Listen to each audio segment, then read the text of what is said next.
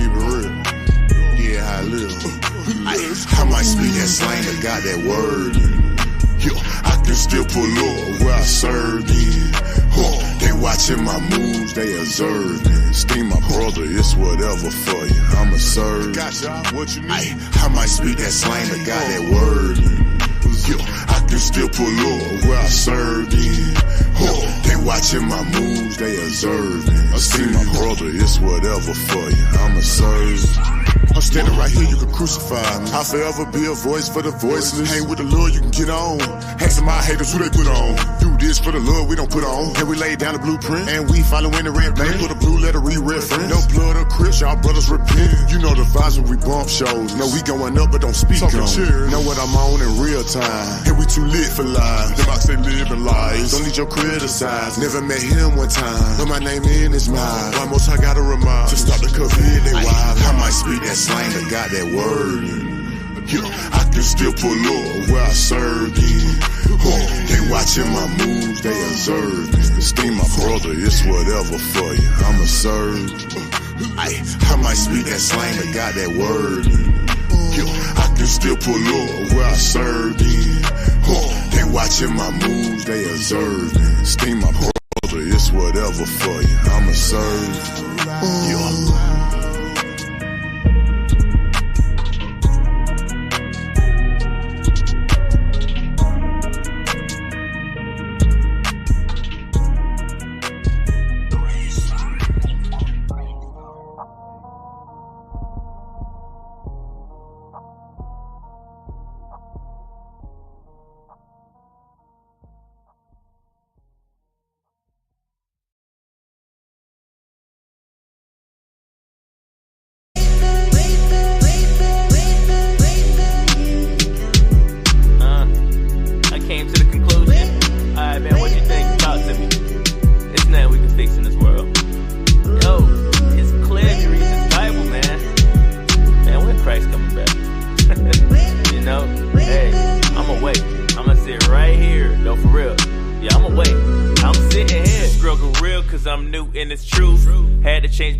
And the things that I do, the world start tripping when you start wearing fringes. Your friends go missing and your fam won't listen. They say that I changed cause I'm doing things different. Instead of following the pastor, prefer to follow scriptures. Tired of being attentive to opinions. If you insert into the word, you are sinning. Telling me how this world works with no chapter or verse. I done did bad, I ain't trying to do worse. But sir, you can do whatever you like. I prefer to follow these books and wait on Christ. And it's a battle each day. Gotta read his word and do what it say. Make sure I don't sin. Matthew 24:13 and do it to the end. I pray that my family's great. Be in one accord with his word one day. Until you come back to this place, I'm gonna spread your word and do it and wait. And wait, yeah, do it and wait. Do it and wait, yeah, do it and wait. Come on, and do it and wait. Do it and wait. Do it and wait. Do it and wait.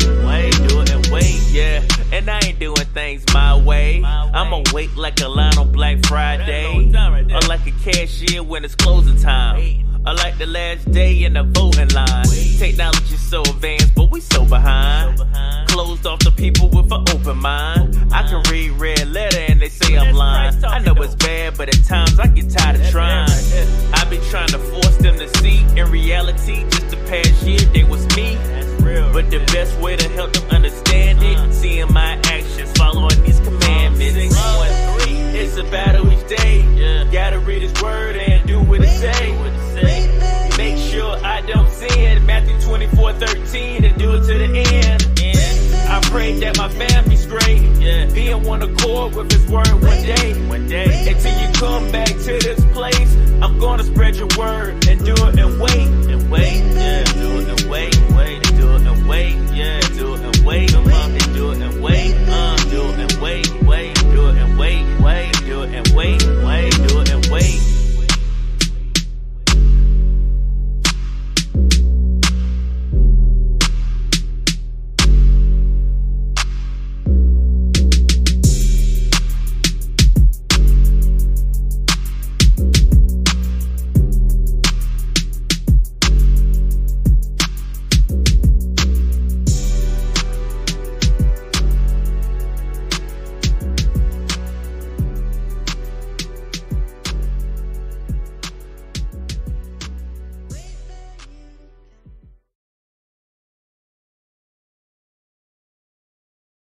say they are them that keep the commandments, cause them have the right to the tree of life and can go through the gate into the city.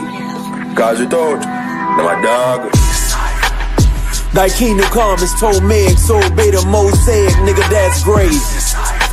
Like the captivity when holy Moses stole the locust, scoliosis, get back crazy. Christ the living water, free to wave, will behave. I need a slave, Mr. Passways. He just laughed and said, nigga, it ain't over till then seen a higher choir full of fat ladies. Hamashiach birth was perfect, he don't act shady. Spirit dope from the womb like a crack baby. We Christ followers, let America meet the black Navy. And watch this privileged Christian cracker like black slaves. Israelites, bitch, we humongous. Wives Q and Q the cucumber. I prep twice, my mind 2 bunkers. Voice of choice to the newcomers. My Micah Myat, I need blue jumpers. 300 kosher soldiers, Leonidas. Awards ready, Gideon Titus. No being nice, a knife to Dionysus. My law heathens, I quit being biased. The key to tree of life is being pious. You loudmouth bitches barking at the dog whisperer. You will catch these paws in the name of the living word. I don't pump fake, I'm a pivot around this perimeter. They bite the jab step, whole time I'm checking your temperature. I can minister this literature in a verse into integers.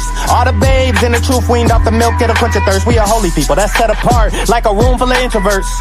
I guarantee you have never heard that up in your church. You see this woolly hair, plus my feet the color of brass. I'm just here to prophesy, my foot going up your ass. I'm smirk while others chuckle, I'm glad I can make you laugh. Come on and sign a death row, all I need is your autograph. I got a stick in my hand like I'm ready to play fetch. You brag about your hands, but there's nothing you can't catch. I'm a landlord, no dogs around this complex. Been stepping on shit, can't keep my feet off next. Yeah man, tell them boys say, yo, you know hear me chain? Yo, hold my glasses, let me talk to them boy, yo. You see in the kingdom, you know see my mansion right there, sir. You know see my car, yeah man, you know see it, you know? Yo, Christian Corey. Now look on them now. Them outside of the gate and them can't come in. We eat everlasting fruit. No more pain, no more hunger. Just riches and wealth and good life and living. But because you know keep the commandments of the Most High, you're outside of the gate now and you can't come in now. Deacon. Only 12 tribes in the kingdom, the dogs are outside, weeping and gnashing the teeth. You hear the outcries, to get there you gotta be humble and denounce pride. They in awe when them chariots come. You see the mouth wide, shout out to the northern kingdom. But I'm from Southside, we outside doing the work.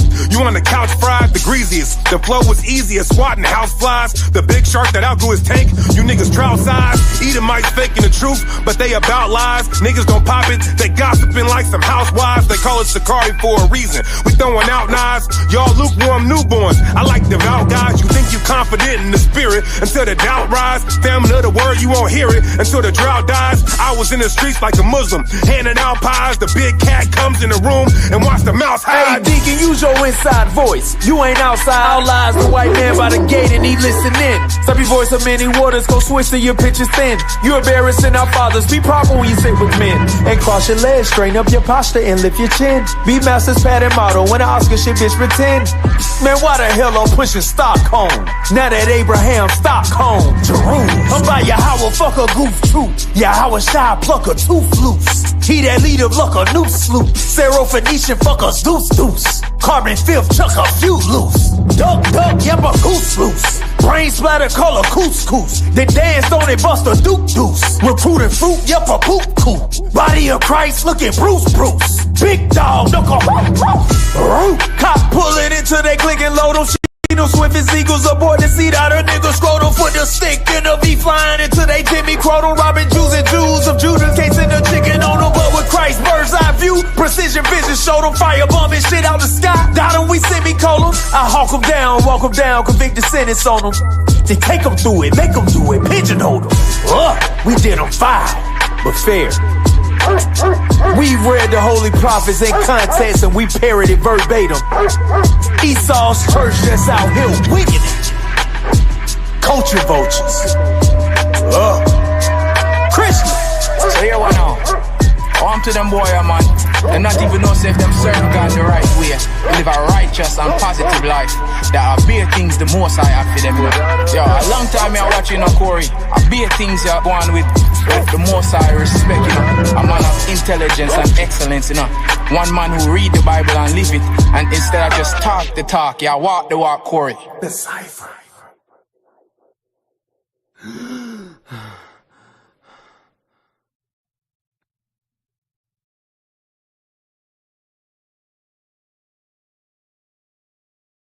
Shalom, Israel. It's Brother Gary from Northern House of Saints with the verse of the day. Book of 2nd Esdras, chapter 14, verse 14. Let go from the mortal thoughts. Cast away the burdens of man. Put off now the weak nature. So what the Most High is telling us is, don't let these burdens of the heathen get us down. We worry about a lot of stuff, how we gonna pay this, how this gonna get paid, who gonna take care of that. And the Most High is telling you, don't let that worry you. They're just gonna drain you. And now, wherever you go, you're carrying that negative attitude. But if you keep to the Most High and stay in these laws, statutes, commandments, He gonna lift you up every time.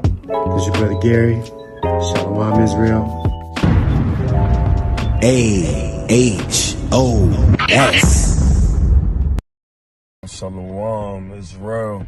This is Soldier James. Today's verse of the day is coming off the top of the head. You know, it's been on my spirit. It's coming from Ecclesiastes 7:29. And it says, for lo, this only have I found, that the Most High God has made man upright, but they have sought out inventions. So basically what that's saying is, you know, God made us all perfect. He did make us upright. He made us all able to follow His laws, statutes, and commandments. But since we were young, we sought out inventions that we didn't have no clue about, and they corrupted us. Come out of those inventions, Israel. Shalom. AHOS. Shalom, it's Officer Karatazar with Anointed House of Saints coming at you with the verse of the day. And the verse of the day is the book of Hosea, chapter 13 and verse 4. And it reads, Yet I am the Lord thy God from the land of Egypt, and thou shalt know no God but me, for there is no Savior besides me. Our people involved with these elections, trying to figure out who they're going to vote for, Kamala Harris or Donald Trump, not realizing that the only person that's really going to be able to save us out of our situation is the Most High God. He's giving you the instructions in the scriptures on how to serve Him so that He can save you from a situation. But we don't want to take that route. We want to follow behind these people of the world and vote in these elections. That's not how this thing works. The only way we'll be saved out of our situation is by praying to the Most High God and following His laws, statutes, and commandments. Our people need to wake up. With that, I say shalom. AHOS.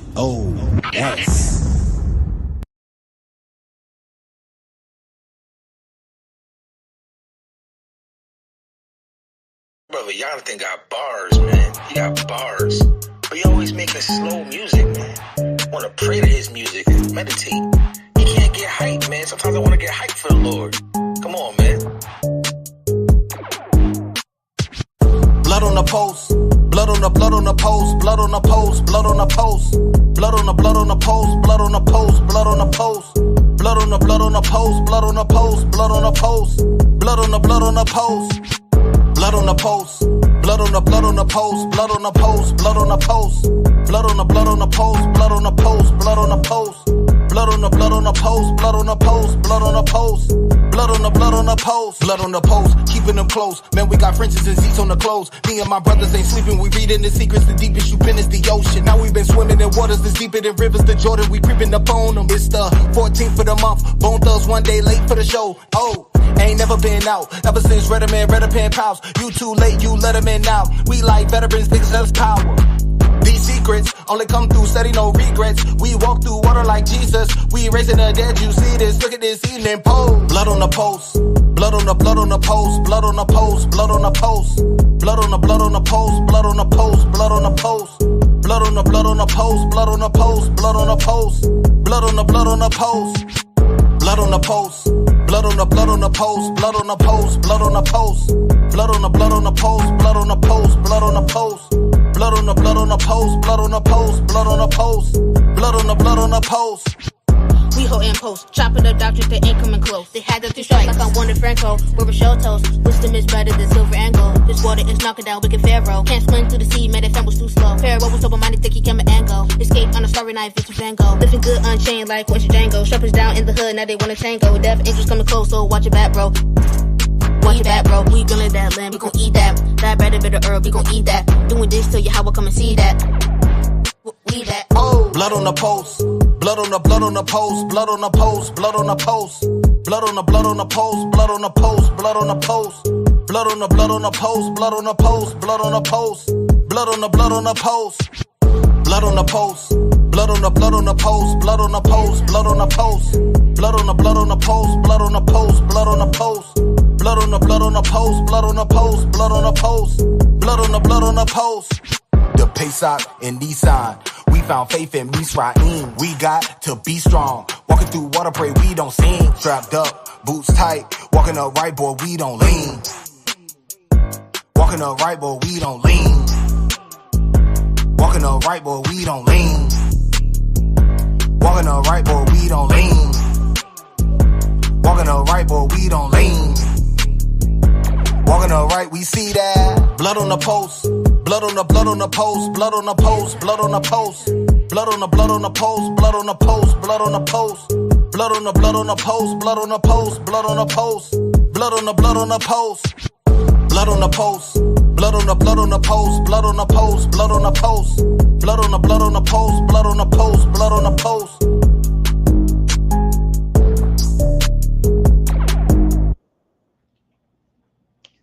Shalom, shalom, shalom, Yasha'Allah. Welcome back to another Milk Mondays. I'm your host, Officer Knock. We'll be joined soon with Captain Eliel, also known as All Your All. But before we get started with tonight's lesson, wonderful lesson, I want to first give all praise, honor, and glory to Yahweh, Bahashem Mashiach Yahweh Shai.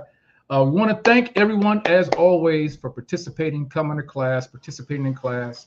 And when we do that, we learn more, right? We do better because we learn more. So make sure everyone has their Bibles, their Apocrypha, with their notebook, right? With the, markers and such.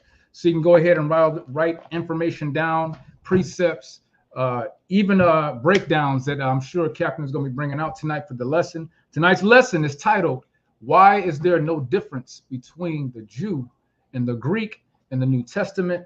I think that's something that we've actually taught a few times, but I think for Israel it needs to be retaught over and over.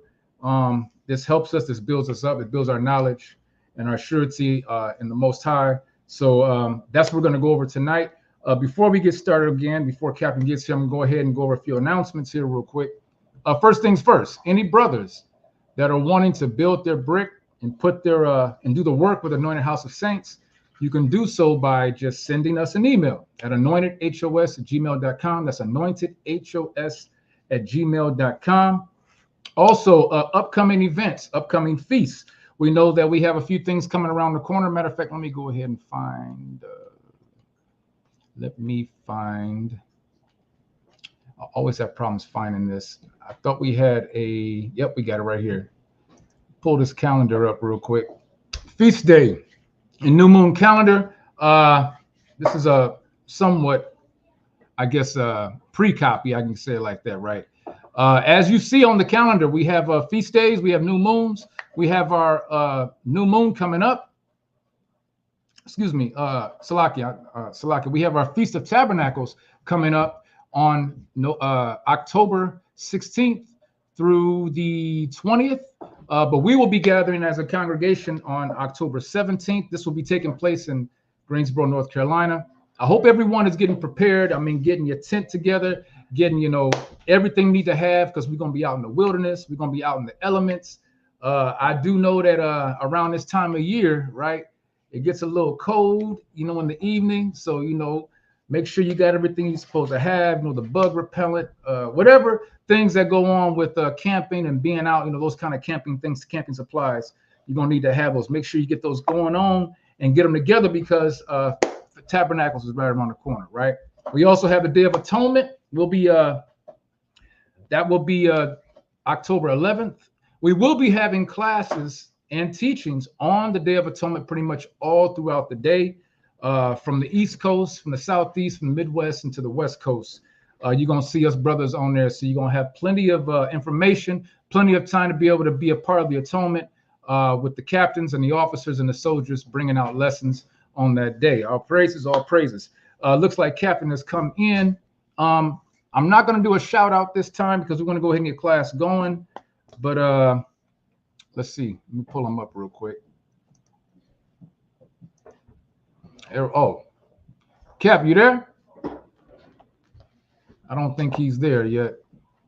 Well, in that case, we'll do this real quick. I'm going to go ahead. I don't think he's ready yet. So let's go. Let's get some shout outs, all right? First, I'm going to give first shout out.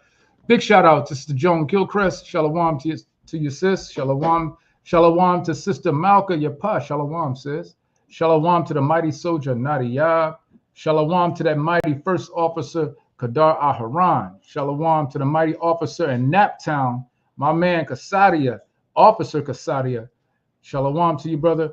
The mighty, mighty, mighty officer in Ohio, Boaz. Shalom to you, brother. Shalom to Sister Jayla Turner. Shalom to that mighty. Matter of fact, this is a mighty brother right here 2 times, right? Keziah, shalom to you, brother. Shalom to you and your family. Shalom to that mighty soldier, Ariah, out in the bay. Shalom to a very helpful and diligent sister, Dawn. Shalom. Shalom to AHOS soldier, Yaquab, out in North Kakalaki. Let's see who else we got. I think that's about it. But Captain is on. Hold on. Just say something for 2 seconds. Just keep talking to him. Say what's up. Con. So yeah. So shalom, everybody. Hey, remember, we are a Hebrew Israelite school. You know what I'm saying? I know a lot of times we bring out lessons, especially on Mondays. We try to be a little bit more with dealing with the history, and we're going to do a little bit of that today. But we're also going to do a breakdown. As I said earlier, the title of the class is why is there no difference between the Jew and the Greek in the New Testament? And we know that Christianity has caused us to not even realize who the Jew and who the Greek is, right? We just listen to what the pastors say. They say Jesus loves everybody. And matter of fact, there's one thing that I noticed, right? Everyone who was confused about what Jew and Greek is, they actually think that the Jews are like everybody a part of Israel, just Jews, right? And don't realize that the northern and southern kingdom was split. You have the northern kingdom of Israel, and you have the southern kingdom of Judah, right? During the time after King Solomon had passed, right? The kingdom was split between Jeroboam and Rehoboam, and then that's kind of when the things started happening with the disruption and the destruction of the nation of Israel as a whole, right? So now when we see later in the New Testament, when it's talking about there's no difference between the Jew and the Greek, we're gonna have to find out what that's actually talking about. And we gonna nip it in the bud tonight, right? So Captain has a great lesson. I don't think he's gonna be too long. This is a pretty simple lesson and breakdown to understand. So I don't think we're gonna have y'all too long. But without further ado, Captain, how you looking? Yeah, we good. Okay, Con. So without further ado, we're gonna go ahead and get this class started. Get them pens and get them markers, them highlighters out, y'all. I got mine.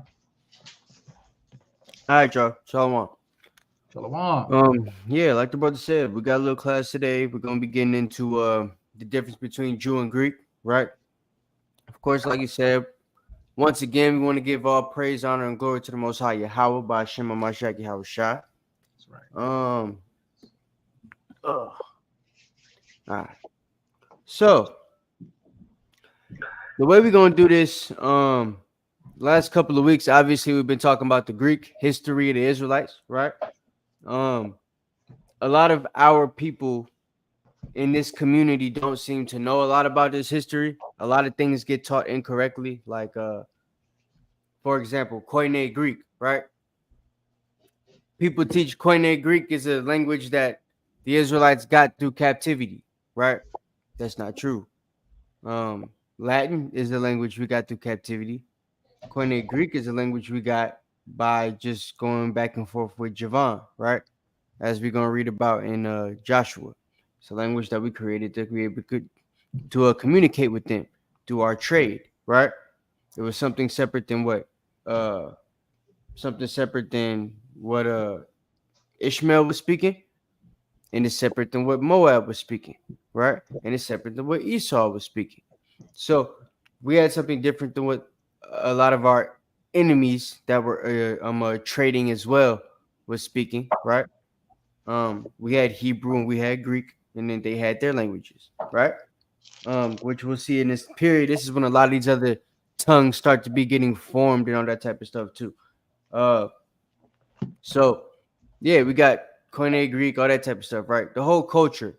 They make it seem like Hellenization is a thing that started solely because of captivity. That's not true. We started Hellenizing ourselves before the captivity, right? There were certain things as far as the way that the Romans did things a little bit different from us that were forced upon us, right? Through this Hellenization. And that's what that was. But the immersing ourselves in the Greek culture, Greek fashion of things, that's something that we did on our own, right? Leading up to this time, which we're gonna prove more so that we did, just like we did the last couple of weeks. But we also got a video that we're gonna watch today, right? Because there's a Christian, I guess, way of looking at this, right? As far as the difference between Jew and Greek, there's a Christian explanation, and then there's the truth and the real explanation to it, right? And there's even the way that some Israelites have been breaking it down. So we're gonna kind of get into all of that today, right? Make sure we touch all bases. Like Knox said, it's not gonna be a long class, should be pretty short. It's just basically to review everything to make sure you guys understand that the reason there's no difference between Jew and Greek is because the Greeks that Paul is talking about literally are Jews, right? They're the same people. There's no difference. There's sheep that are of another fold, they're of another fold, right? Those are the different Israelites of the northern kingdom, right? A lot of the southern kingdom was here in Greece at this time.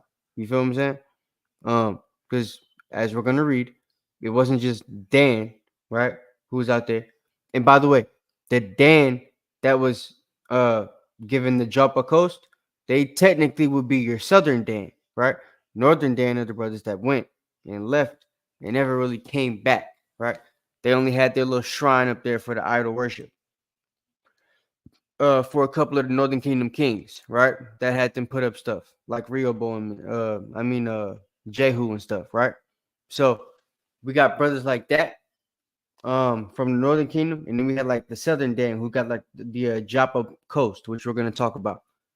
So Southern Dan, they're eventually gonna leave as well, but they got the coast. They're the ones that basically start trading. Northern Dan ends up being a thing as well. So they continue to trade and they bring stuff up there, along with the idol worship and the Greek fashions and stuff that they're learning in Greece and Argos and Cyprus and all those other places that were founding at that time with Javan. And the idol worship just gets worse. And I'm sure with that, we also have access to a lot of other nations like Moab and Ammon and Ishmael, right? Because they also were big into trade. They're trading with the Greeks and all these other people at this time. So we're coming into contact with them, their gods, little statues and figurines they would make, right? So that we could sell them to people. And those also end up being things that we end up taking to the temple as well, right? Historically speaking. So those same temples that we talked about, like I said before, Jehu and them, was making the Northern Kingdom build these temples in certain places, Dan being one of them, where they would be able to freely idly worship, right? Or worship whatever idol they wish, rather. So, but before we get into the history portion, let's get the breakdown as to why we don't believe the distinctions way. between Jew. why we don't believe the way the Christians believe. So, Knock, you can see this? I can't hear you. I bet you saying yeah. Con. All right, let's get it. Y'all hit the like button when y'all come in the building, Baba Kashar. We're gonna go ahead and get started. Jewish believers and Gentile believers. Mm-hmm. He said there's neither Jew nor Gentile in Christ, in the Messiah. Does that mean that there are no distinctions between Jewish believers and Gentile believers, or that everyone lives the exact same way? No, of course not. So let's take a look. In Galatians, the 3rd chapter, he makes this point. Writing to the Galatians, they were under pressure to become circumcised and obey the law of Moses in order to be saved. In other words, as Gentiles to live like Jews. And one of the points he makes is that in Jesus, there's neither male nor female. There's neither Jew nor Gentile. There's neither bond nor free. What was he saying? That in Jesus, we have equal status. There's no caste system. There's no class system in the Messiah. All of us are equally sons and daughters of God. All of us are equally branches of the vine. All of us are equally priests unto God. All of us are equally members of the body. All of us are equally loved by God and called by God in Jesus the Messiah. There's neither Jew nor Gentile. There's neither male nor female. There's neither slave nor free. But hang on. Are there still men and women? Yes. Is it true that even in Jesus, men can't have... Look at Knox's face. Yeah, so everything is the same for everybody, but there's a distinction as far as we're men and women, and you know, I got male parts, she got female parts. I don't know what else he's gonna say. She wears makeup, I don't wear makeup. So he's trying to put a distinction between real women and transgender women, right?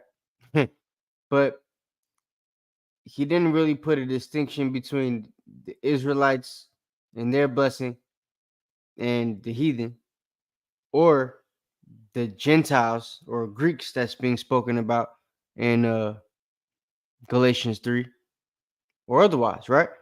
Which we're gonna break down. But something I want you guys to remember or call to mind while we go over this, right? And while you're listening to this big Jewish nose mother truck, right? Galatia, right? Galatia, right?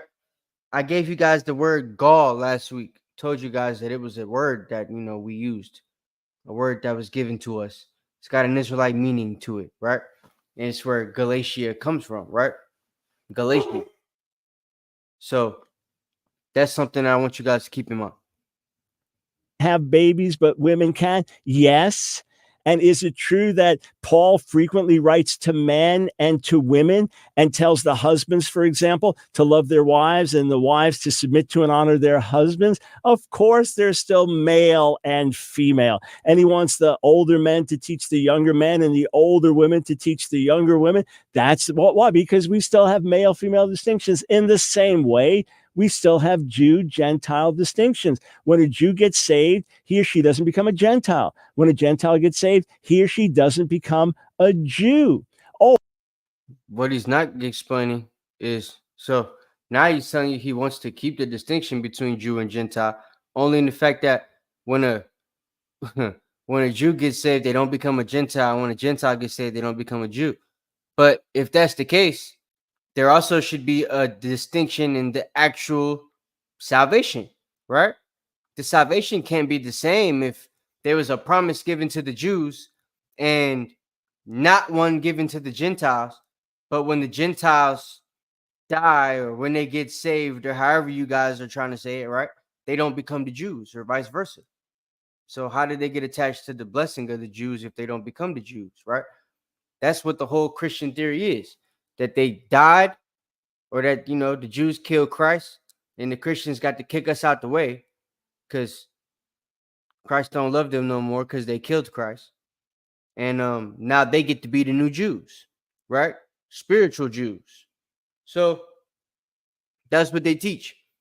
This guy's Jewish.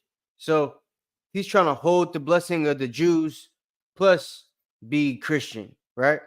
So he's teaching a mixed flip-flop Mitt Romney version of the Jewish religion mixed with Christianity, right? And that's kind of what he's explaining here. That unfortunately isn't a way to teach it, because like I said, if the blessing was given to the Israelites, which we're going to explain, it can't be given to the, heathen without the heathen also being Israelites, which is why certain things in the Bible are written and explained the way they are in regards to this context, right? So let's get back to it. Oh, when Paul writes to the Romans, he says it very plainly in the 11th chapter. He says, I'm writing to you Gentiles, and as much as I'm the apostle to the Gentiles, I want you to make my people Israel envious. And when he writes to the Corinthians in 1 Corinthians, the 7th. Notice, he talks about making people envious in Romans 11, right? But didn't talk about, I, the Most High, can graft you in again. That's probably the most important part, because it gives a distinction to the people, the Gentiles that are, being spoken about. Apparently, it's a Gentile that used to be a part of the covenant, that fell away from the covenant, that the Most High can now make a part of the covenant again. Hence the grafting back in, contrary to nature, because they're supposed to have fallen off the tree, but now he could put that fruit back on the tree, right? It's dead on the ground.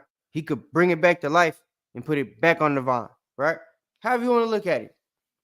That's the power that the Most High has to do it again to a certain people or a certain group. So these Gentiles have to fit that whole prophecy, not just a part of the prophecy he wants to, wants them to fit by making the real Israelites feel envious.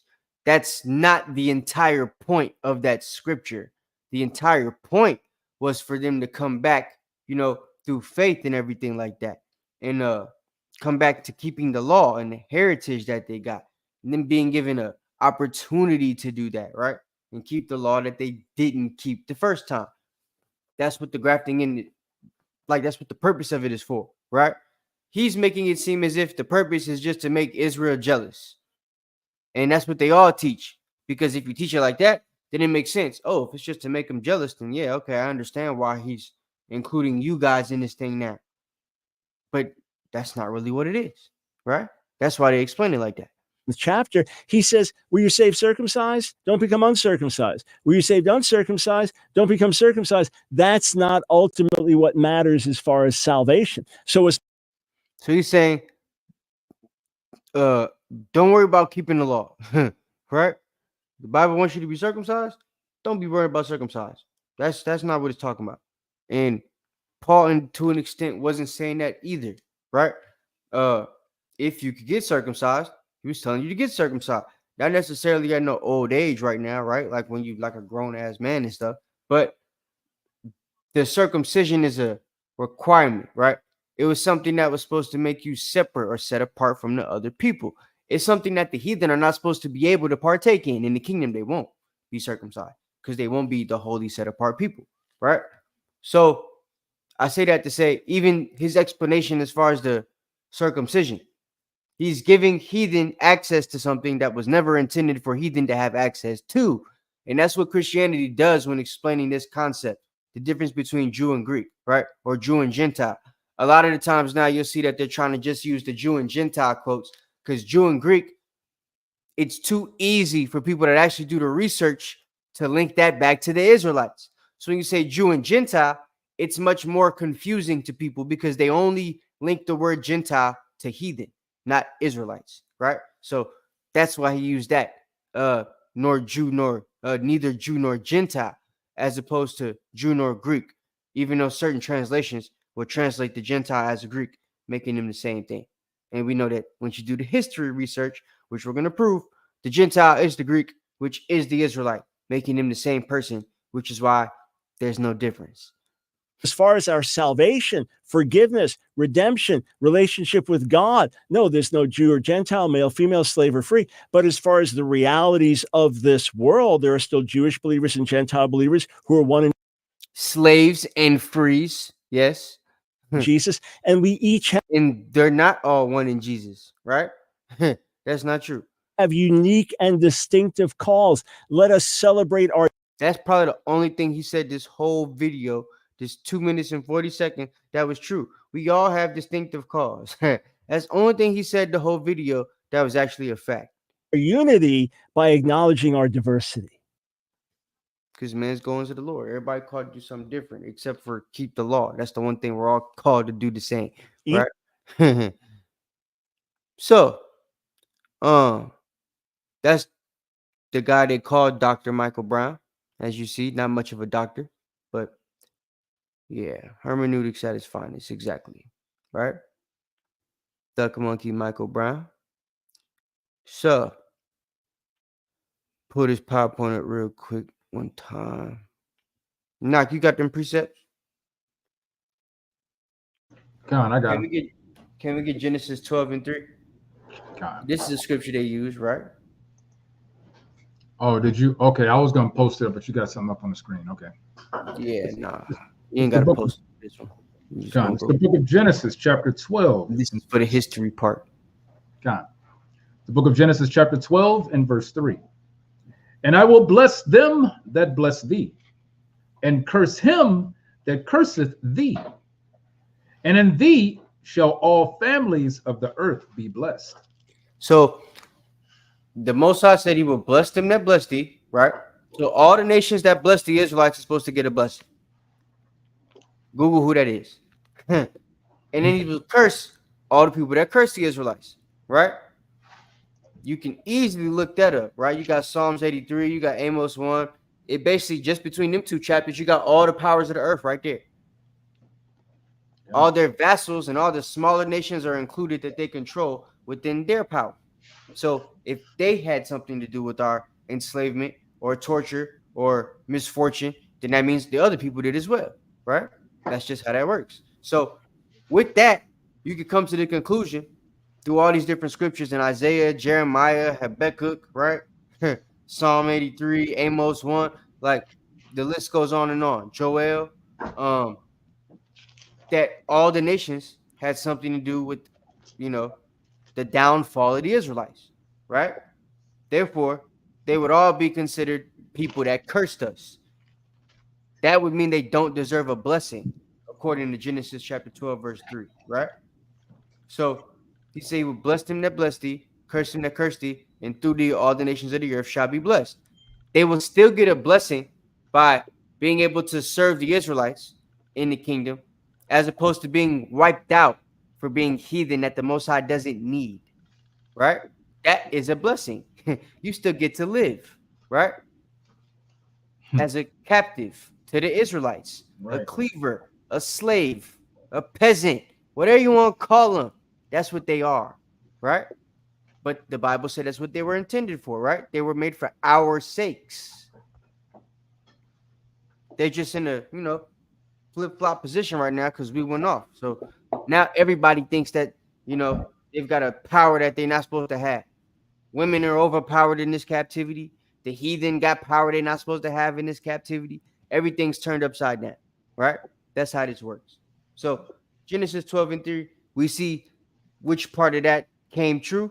The blessing of the Israelites has not happened yet, right? The cursing of the Israelites has happened by all the other people who therefore do not deserve a blessing. Genesis 22 and 17. It's the book of Genesis chapter 22 and verse 17. That in blessing I will bless thee, and in multiplying I will multiply thy seed as the stars of the heaven. Now that's important. That's important, right? In multiplying, he will multiply our seed as the stars of the heaven.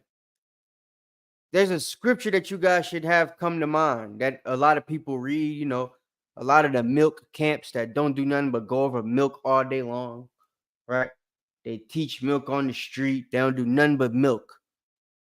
They bring out Hosea 1 and 10 like a foundation scripture, right? So y'all should know what that is. That should come to mind when you hear sand of the sea or any type of way that the Israelites should be dispersed or scattered, right? In a crazy number. So go ahead, read that again from the top and then just read through the 18. That's the book of Genesis chapter 22 and verse 17. That in blessing I will bless thee, and in multiplying I will multiply thy seed as the stars of the heaven, and as the sand which is upon the seashore. And thy seed shall possess the gate of his enemies. Verse 18. And in thy seed shall all the nations of the earth be blessed, So look, because thou hast obeyed my voice. so in thy seed shall all the nations of the earth be blessed because we obeyed his voice, right? So once we get to the stage where we've obeyed, not right now, you hear that, right? If the Israelites went off, and this is talking about them obeying the voice, that means we in a period we ain't got to yet because we ain't obeyed nothing yet, right? So that automatically disqualifies that from being right now, in case y'all didn't realize that. But now that that's established, we have to also look at the fact that, what's the end of that say again? Not read it for me. John, it's the book, verse 18. And in thy seed shall all the nations of the earth be blessed, because thou hast obeyed my voice. In thy seed, all the nations of the earth shall be blessed because we obeyed his voice. The blessing that they get, as I told you, is them being able to serve the Most High through the power of the Israelites, right? Them being blessed enough to live out their intended purpose. Because right now they're not living out their intended purpose. We didn't live out ours, right? We're getting a altered purpose right now, right? We are all living in an altered reality. This is not how things are supposed to go, right? Once they are back in order, then we're not going to be in a situation, and they are not going to be thinking that they can live the way that they're living as well. Those of them that do get that rod of iron. Pause. It's crazy that we got to say pause now because of Diddy, man. This nigga. Man, forget Diddy, man. You can't say rod of iron though now. That's like, bro, you can't. Come on now. It's in the Bible. That's dangerous territory now though. Not. It's in the Bible. I know, but Diddy done messed up. TD, the Snake of Jake, they, man. No, they can't mess the word up, bro. They can't mess the word up. Crazy world we live in. When you got brothers saying pause, quoting the Bible. Right. No, I can't do it. Hold on. So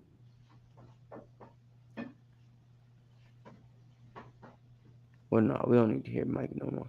All right. Hosea 1 and 10. Let's go ahead and put that out. To show them what Genesis 22 and 17 was talking about. In case they didn't catch on to that yet. So Genesis chapter 22 and 17 talked about the Most High blessing us, right? Making us as the sand of the sea. So the people that received this blessing through this, Abraham, they should be numbered as the sand of the sea, right? If it tells you in the Bible, a certain specific people got the exact same blessing as what's given in this quote, right? Then that should be the only people that this quote was talking about. You can't add to the scripture, right? And throw other people in there. Right. So the reason I threw verse 17 in there is because most camps, most people reading this when they bring it out at camp or in a regular video, whatever, they only bring out verse 18. Verse 18 is great, but it's only half of the story, right? The precept that you want for this, scripture that a lot of people are going to recognize and, it's going to hit them because Israelites use it all the time is verse 17 because of what you're about to hear in Hosea 1 and 10. Read that out. It's the book of Hosea, chapter 1 and verse 10. Yet the number of the children of Israel shall be as the sand of the sea, which cannot be measured nor numbered. And it shall come to pass that in the place where it was said unto them, ye are not my people, there it shall be said unto them, ye are the sons of the living God. Yeah, because many of them were told they're not the sons of the Most High, right? They were told they're Greek. You can't call yourself Jews anymore. You can't practice the Sabbath day. You can't practice your feast. Be Greek. We're going to be the Romans. You guys are going to be the Greeks. All this Hebrew Israelite stuff, no, stop that. That Hebrew tongue you speaking, if I hear you, I'm going to cut your tongue out your mouth. Right now, speak Greek. Those of you that get high enough, we're going to teach y'all Latin. Right? They did that from 200 BC to right before they did it till Septimius and them took over, right? 193 AD. Right. So, because it tells you literally second century BC to 180, right? Which is what I just said. So, yeah, that's that, right? They're pushing Latin on us. That becomes the lingua franca of the area, Latin instead of Koine Greek. Once we get power back, right, we start to reestablish Koine Greek. Why we didn't reestablish Hebrew? Because Hebrew had already been cut from our tongues before that, right? Alexander dies 330 BC. Then you got Antiochus Epiphanes, right? And all them people that's running with him, Seleucus, his great grandfather or grandfather, whatever the hell, right? You got Ptolemy, all them dudes, Antiochus, all them guys with the Antipater, right? All the Diadochi, right? So those white guys running around the land, terrorizing us and all that type of stuff. And we're having to, in order to live, right, basically assimilate to the things they want us to assimilate to. No different than brothers had to do here in America, right? They want us to drop Hebrew. They want us to drop the Hebrew culture, but keep our Greek mysticism because it was something that they were going to be able to use and twist, right? As the Romans did. They took all the Greek gods, made them white. They took all the Greek god names, changed them, right? They whitewashed everything. And then they took the people in the Bible, right? Changed them, made them white, right? Inserted themselves in the book, changed the faces of the judges thereof, right? All those different things. Then they tell us, you can't call yourself Jews. Can't keep none of the feast days in this book. Don't speak this language no more. And that's how that worked, right? Just like they did in captivity here with the Native Americans and everything that was speaking Hebrew and stuff. So, and the Israelites that was coming off the ship speaking Hebrew, where did they punish you and cut your tongue out your mouth and beat your teeth in and all that type of stuff, right? So, yeah. And we'll get in once again just to do a little synopsis. Once he finished this next scripture, give me Psalm 83. In fact, you ain't even got to go over that because we know Psalm 83 already, just for the sake of time, right? Psalm 83 is a scripture that talks about the crafty counsel that the other nations have, right? Then we also got Amos 1. It literally labels all the different nations that have done us dirty, right? And it gives a couple of the examples of the atrocities. For example, Tyre and Edom selling us between each other, right? So they're going to get a punishment for that. Amos 1 explains that verbatim, right? One of those things being the Atlantic and transatlantic slave trades. So all of that stuff and their punishment for that stuff is talked about in Amos, right? And also Obadiah and other things like that. So, yeah, we got Romans 11, right? Go to verse 23 right quick. That's what I want you to get. Romans 11 and 23. Just to show real quick, because the white boy pulled up Romans or talked about Romans, but he only quoted the part about us being envious. He didn't quote the most important part. The people that were made to envy the people that are getting this blessing, all of them are going to be able to call themselves Israelites at the end of the day. Because one group of them used to be Israelites, and they're no longer able to call themselves such, but they will be able to in a minute, right? Romans 11 and 23. This is the book of Romans, chapter 11 and verse 23. Shalom, everybody coming in the building. Shalom, shalom, shalom. And they also, if they abide not still in unbelief, shall be grafted in. For God is able to graft them in again. See that? So the Most High is able to graft these people in again, right? If they abide not in unbelief, if they use their grace to come back to the law, statutes, and commandments, right? They will be able to come back to their heritage that they discontinued from and partake in the covenant that they discontinued from, right? Who are these people we talking about? Well, that brings us to this PowerPoint that we spoke about before, right? It all started with the tribe of Dan. Go to Joshua chapter 49, real quick. One time for the one time. And start at verse 40. Said Joshua. What? Joshua 40. John. I mean, Joshua 19 and 40. John, the book of Joshua, chapter 19 and verse 40. And it reads, and the seventh lot came out for the tribe of the children of Dan according to their families. Keep going. You're going to read the verse 47. Kind of like it. Let me read verse 40 again. This is Joshua chapter 19 and verse 40. And the seventh lot came out for the tribe of the children of Dan according to their families.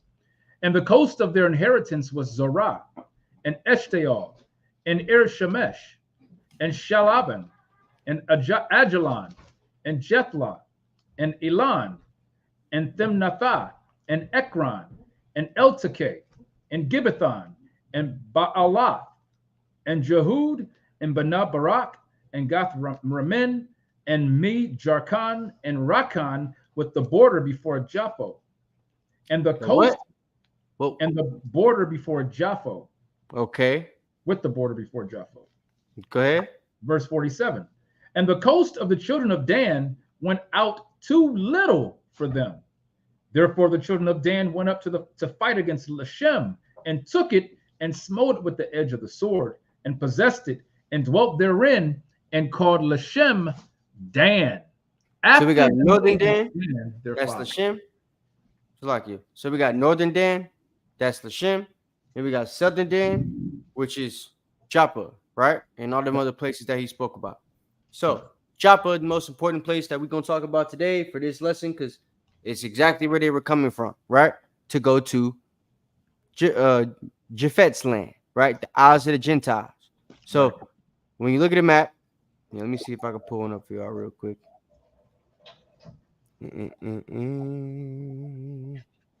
Maps. Boop, boop, boop, boop, boop, boop. All right, hold on. Pull this up here, you guys. So you look at the map. Holy smokes.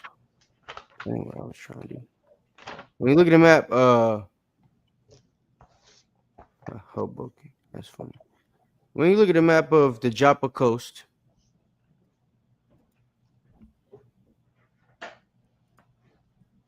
oh, that's funny. They got a Joppa, Maryland, and a Joppa, right? All right, so here we are. Netanya, right? So you know we there with Netanyahu's people, the Jewish people, the people that wish they was you. So we got Cyprus, the first place that Dan goes to conquer, right? Right next to the coast, Joppa. So this is where the story Hercules first gets its power, right? First gets famous, travels through Japhet to the mainland, right? So you got Tarshish and all that stuff over here, okay? Greece, Italy, all that stuff, right? Athens. So that's this, all right? Sparta would have been over here somewhere, Macedonia, you know what I'm saying? Yeah, all that, right? So this is where it really got famous, and it took off and spread through the rest of the Isles of the Gentiles, right? So that's just the map portion. We're doing trade. Give me Ezekiel chapter 27 and verse 13. We're doing trade, and it's not just us, right? We start in Cyprus as the Dorians or the Denins or the Denai, right? From there, we really start as the Denins and the Denai. We become the Dorians around 1100 BC. And then after becoming the Dorians, it's basically a wrap, right? We start to take over.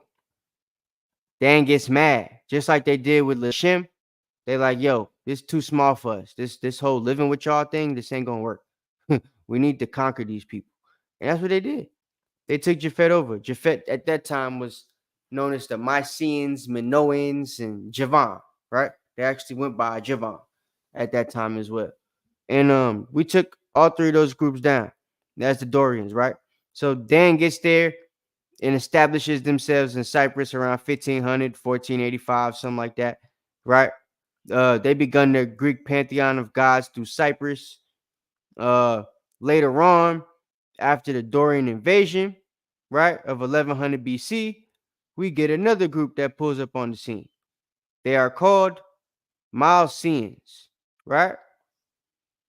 And that would be Judah, the kingdom of Judah, right? Which we're gonna talk about why they started coming in the first place. So we got Dan, they coming because they're on the coast, and we're about to read that they're gonna do trade specifically with Javan. Somebody else that's doing trade with Javan is Judah, right? So Judah's, of course, you guys being the kings and stuff, the royalty that you guys are. Once y'all start finding out this, merchant trails and stuff like that over here, and Dan getting rich and stuff, we then moved all the way up to Scandinavia and started enslaving Edomites and stuff. So y'all was like, damn, all right, we need to get in on this. So around 1000 BC, y'all pull up, and Javan, Japhet, they start to call you guys Milesians, right? And y'all start to help us as the Dorians take over Greece and these other colonies over there and stuff like that. We rule together, don't really fight each other. It's known throughout history that we're related to each other. So we're just two different groups with the same, of the same stock, but we got two different names, right? And we're ruling the Isles of the Gentiles together, so to speak, right? And that happens until enough of us leave and you guys end up staying there, right? So by this time, Dan's basically got Macedonia, Dan's got Sparta, and in Athens, there's this thing that we spoke about before that begins to be created called the Boule, right?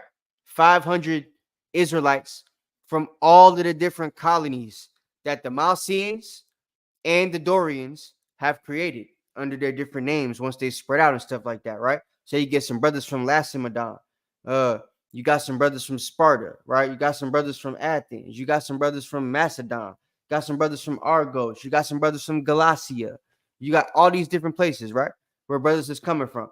500 of them every year. It changes. That's who become the ruling class of Athens, which is where the capital city basically becomes for this whole nation of people, right? That's how that works.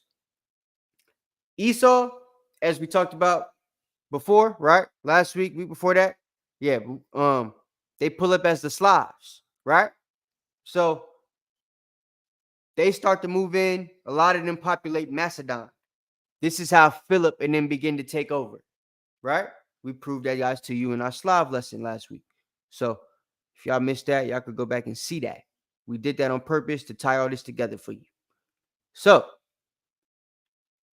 Dan is there. Jude is there. Go ahead and let's prove it with the scriptures. Ezekiel chapter 27, verse 13. Read to verse 19. God. This is the book of Ezekiel chapter 27, starting at verse 14. They of the house of Togarmah traded in thy fairs with horses and horsemen and mules. The men of Dedan were thy merchants. Many isles were the merchandise of thine hand. They brought thee for a present horns of ivory and ebony. Syria was thy merchant by reason of the multitude of the wares of thy making.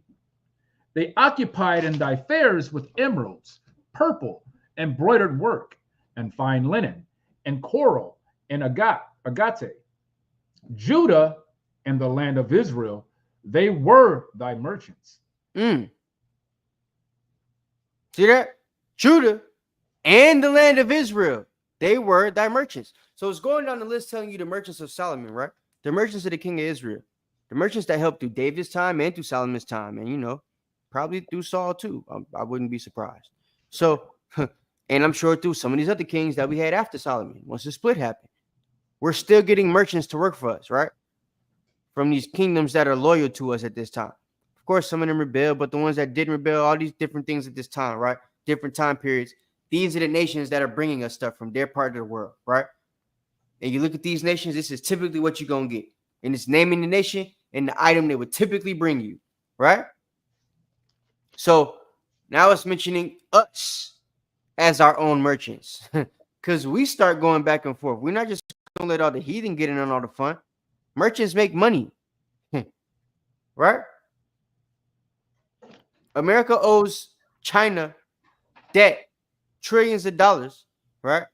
Because China is a merchant for America. That's right. Feel me? That's how that works. So merchants make bread, okay? My last name comes from the Danites that were merchants, means keepers of the storehouse. That's what the name means. We was controllers of the storehouse. We controlled the merchandise, right? Controlled the price, all that stuff. So that's what the speck of the land was at the time, right? That's how you made your money. You had cattle.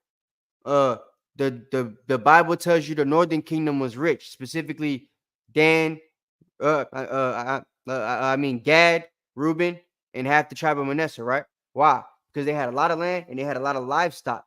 They were able to use that livestock to sell as merchandise, the things that come with that livestock and from that livestock as merchandise. For example, got a bunch of sheep and goats. What can you make? Wool. What can you make with wool, right? You got clothing, right? You got knitted scarves and blankets and all type of different things you can make with wool, right? That's all merchandise. Put a price tag on it and you sell it to somebody, right? You got Ishmael stinking behind coming from the Middle East, smelling like the desert. You got Esau in the Caucasus Mountains, right? Merchant, right? Like Moab stinking behind, coming through with fish with your wool on. Like, that's how it worked, right? So that's what the world consisted of.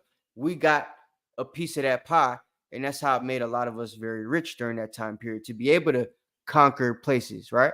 To be able to hire armies, to be able to go and conquer other places and put the Israelite names behind it. That's how we did it, through us being merchants, right? So keep going.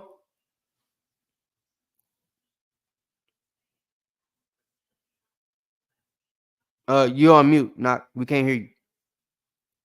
Salakia. This is Ezekiel chapter 27 and starting at verse 17 again. Judah and the land of Israel, they were thy merchants. They traded in thy market wheat of Minnith and Panag and honey and oil and balm. Damascus was thy merchant in the multitude of the wares of thy making, for the multitude of all riches, and the wine of Helbon and white wool. Dan also and Javan, going to and fro, occupied in thy fairs.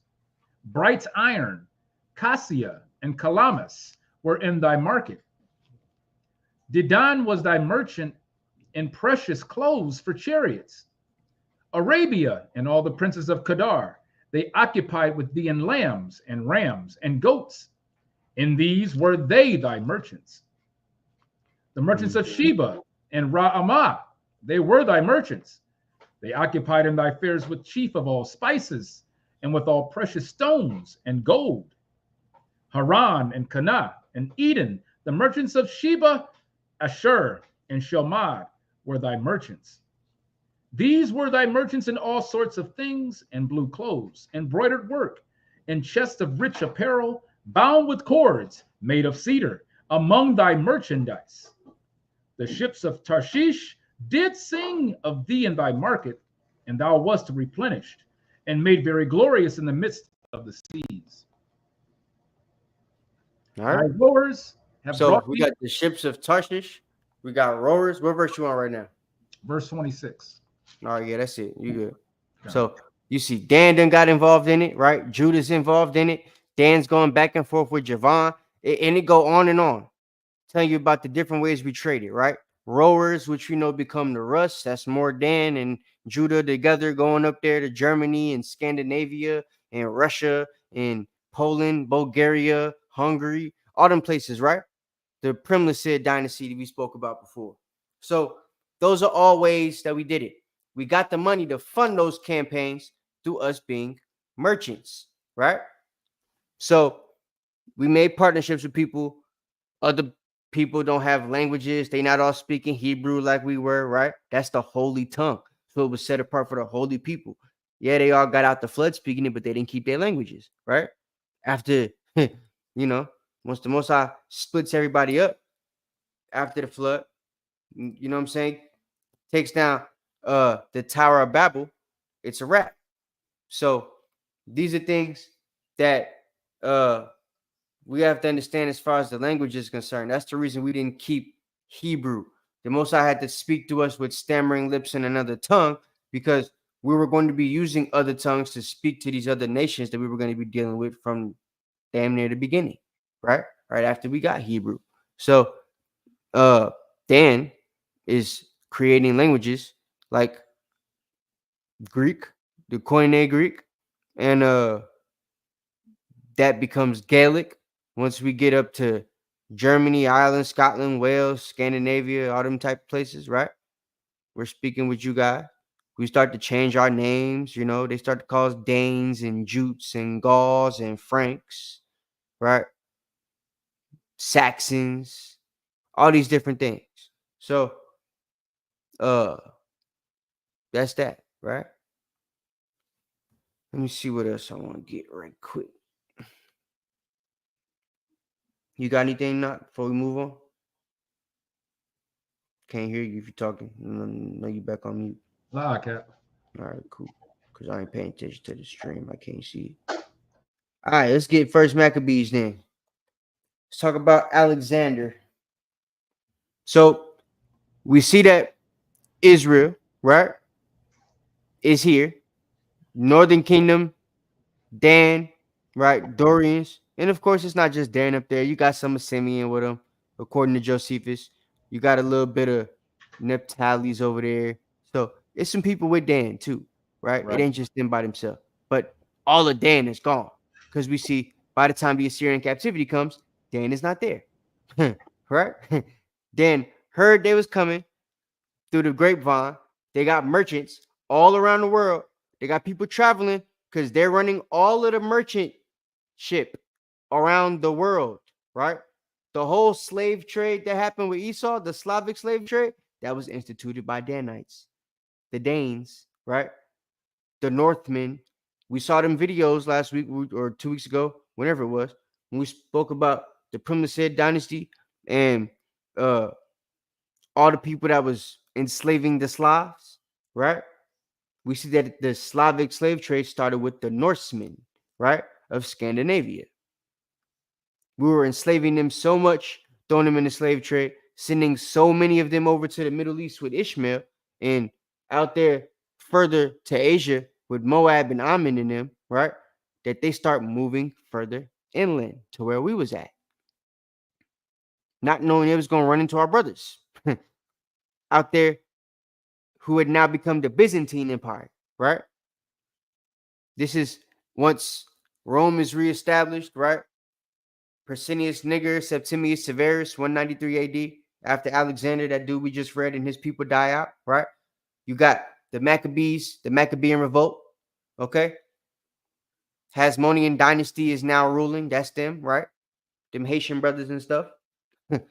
Shout out to Levi and Benjamin. And it ends with John Hyrcanus, right? He loses to Herod the fake, and Herod, and his Herodian dynasty do what they do, right? Once they end up losing, Septimius and them take over, and we end up keeping the throne until the most recent captivity, right? So throughout that time, we reestablished Greek, we changed Latin, right? And that's what leads us to the time period we're at now. But Paul and all of them are before that. They're still during the time of the Herodian dynasty, obviously, because Hamashiach Yahushua was born in captivity. So we'll talk more about that in a second. That's just to give you the overview of how we got the throne and lost the throne. So got Dorians, Malcians, right? Then after 193 AD, goes to Ireland, does his thing, right? Then goes to Germany. So Judah could have Ireland, Scotland, Wales. That's how the Stuarts and the Navarres and all them type of brothers end up getting the land, right? And y'all take it over. And y'all become these high rolling holy Christians of the Byzantine Empire, right? In these Anglo-Saxon empires that are going to be established outside in England, Scotland, and Wales, in France, and Germany. And we pull up back on the scene once we get tired of selling white people and all the other folks we were selling, Arabs too, and Asians and all them type folks, right? And even some of our own folks. I ain't gonna lie. So once we get tired of the slave trade, we're like, we want to live in a castle too. So we pull up, right? We all speak in Gaelic at this time, which we showed you guys. It's a form of Hebrew, according to the research.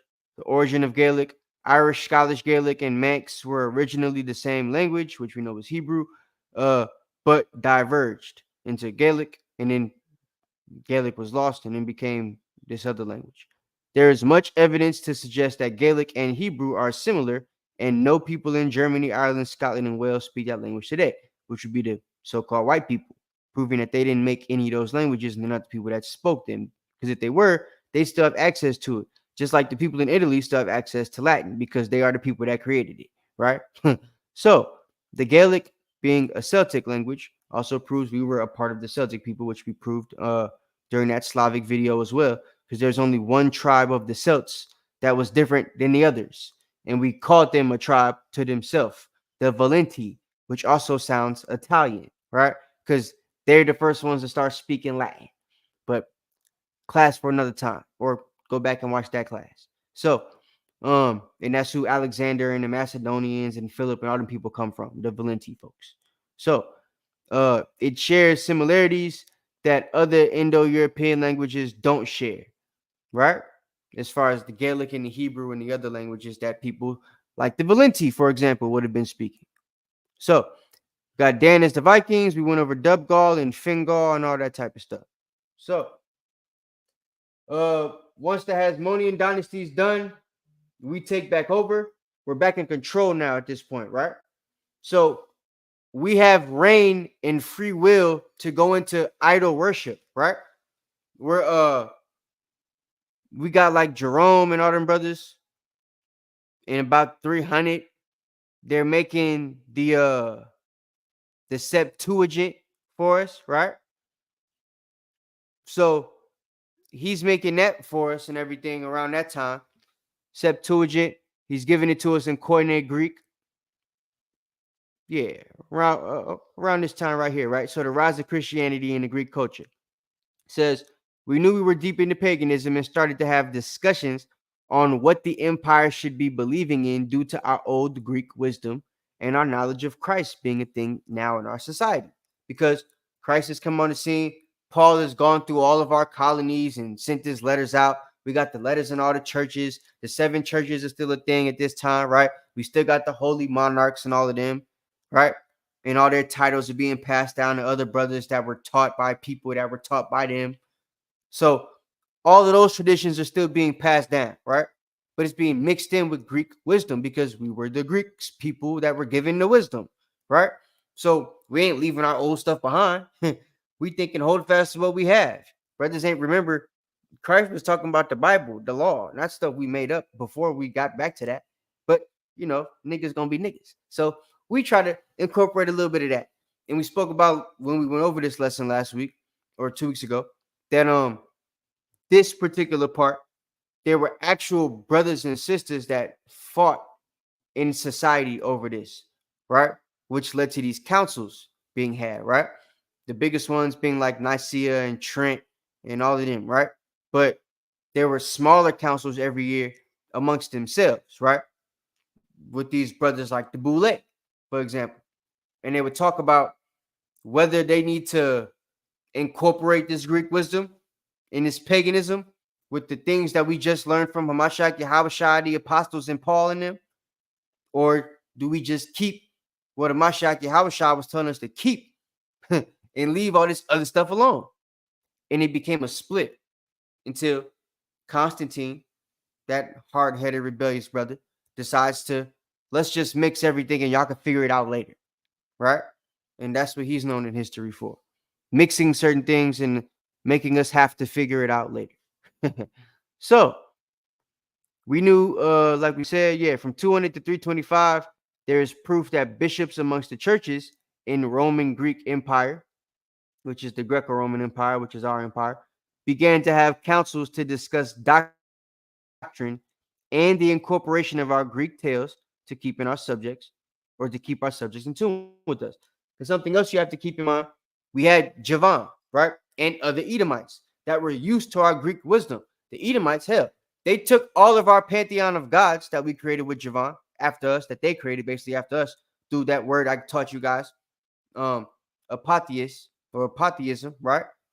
That's where they take a human, they learn a story about him, you know, make a folk tale, so to speak, about that human, and then they make a god tale about how that human becomes a god, and then he's forever remembered in time as a god. The example of that is Samson being Samson, then Samson being turned into Heraclim or Heracles, and then Hercules being turned into Thor, right? Forever remembered in time as a god. So that's how that works. Apotheosis. So we're talking about whether to include that type of stuff in. And the first real council that involved all of the churches and all of the different groups was 325 with Nicaea, and that was sanctioned by Constantine, who was an Israelite. By 500 AD, we had basically fully spread Christianity through, you know, the Roman provinces, but it was spread with this Roman Greek wisdom, right? So let's get 1 Corinthians chapter 12, verse 2, because when things like this are being written, this is going to give you more context now, right? As to why Paul had to write certain things. When we're learning this before, we're thinking it's only talking about, like, you know, Northern Kingdom was taken into idol worship, and the Southern Kingdom, well, when did they go deep into idol worship and stuff like that? That's what you're thinking. Well, they helped us make the Greek pantheon. So they was running back and forth around this time period, talking about Poseidon and Zeus and Thor and all them people, right? They didn't made that brother Achilles into a god. He's a great warrior. They didn't, damn, we gonna make you a god. You know what I'm saying? So that's how they was doing it, right? Yeah, so it wasn't just Northern Kingdom. Y'all was into it too. Now that happens, and Paul got to write things like this. 1 Corinthians 12 and 2. Come, it's the book of 1 Corinthians chapter 12 and verse 2. Ye know that ye were Gentiles, carried away unto these dumb idols, even as ye were led. See? Now, a lot of people during our time period before the Roman captivity were able to just, you know, like put a distinction, right? We had the propping up of us as gods through this pantheon, through Javan and the slaves, right? The subjects to our Mausian and Dorian dynasties. But we ourselves, right, under the Romans, were forced to worship these people. Like when you look at the Maccabees, right, we got temples to Jupiter Olympus. We weren't making temples to Jupiter Olympus before like that, though, right? Japhet had temples to Jupiter Olympus, or Zeus at the time, or Odin, right? But we ourselves, though we had their temples we could have went and worshipped in, we might have had figurines that were taken back to our temples, right? Where we've got the idol worship in the Northern Kingdom and stuff like that. But we weren't specifically the ones building the temples to do this, right? Until the Romans led us to do that. So this is why we're carried away into these dumb idols as we were led, right? Before we knew they were dumb idols because we helped create them. So that gives a little bit more context to that. When you look at John 10 and 16, I know there was controversy when we were at the old camp on whether this is the Northern Kingdom or this is a mix of the Southern Kingdom and Northern Kingdom, it's basically a fact now with the things we know, with us both being in Greece, and a sect of the Northern Kingdom being gone. This is most definitely talking about the Northern Kingdom. That's the sheep of another fold, right? That he's talking about. And we know they have access to the sheep of another fold because we got people like Dan traveling all around the world, right? We even showed you guys a Danite tribe of Indians called the Mandan Indians, right? So we know that Dan was coming to this side of the world.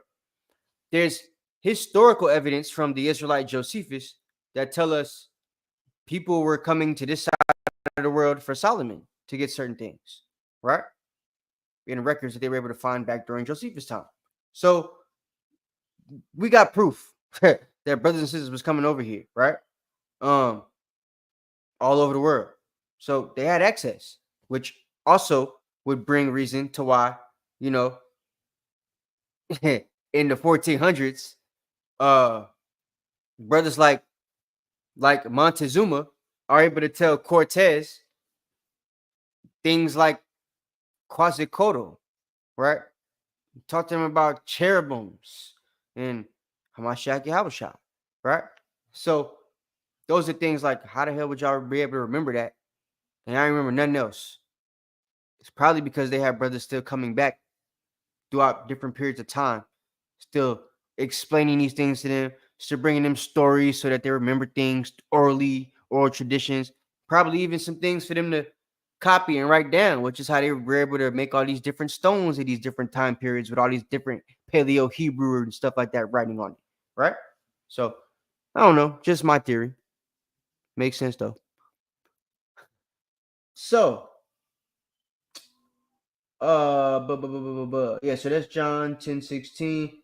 So, you know, we know about James 1:1, 1 Peter 1:1, us being scattered through the four corners of the earth at this time, right? So, let's go to Galatians chapter 3. Let's go ahead and wrap this thing up. Because that was his point, right? So there's no difference between Jew and Greek. Why is that? Well, give me Galatians 3:28. God. Because we've done Galatians breakdowns before, so y'all know what that is. Y'all know how to break this down. Y'all got the precepts for it. So we ain't gonna re-break it down, but we're gonna get a context of why it was written like this. Go ahead. God, this is the book of Galatians, chapter 3. And you said 28, right? Yeah. It's the book of Galatians, chapter 3. Slakia, page is sticking. Chapter 3 and verse 28, and it reads, "There is neither Jew nor Greek. There is neither bond nor free. There is neither male nor female, for ye are all one in Christ Jesus." And Hamashiach Yahushua. It's like, You are all one in Christ Jesus, right? Why is he saying this? We know about the brothers in Acts, right? That didn't want nobody that's a devout Jew rocking with any of the Gentiles, right? Don't touch them Samaritans. Don't touch nobody that's acting like a Gentile or a Greek. Leave all them niggas alone, right? We had the sect that was talking like that. And then we had Paul who's like, nah, we got to include them brothers. You know what I mean? And the people that was following Paul at that time, because he had some followers too. Some of them got kicked out the temple in the book of Acts. So, in fact, that reminds me. Paul himself, right? We know that Paul was a brother that spoke Koine Greek. In fact, let me see. I might could pull this up right quick for y'all. Give me a second. Paul spoke Koine Greek. Put a 7 in the chat if you know where Paul's from, if you remember.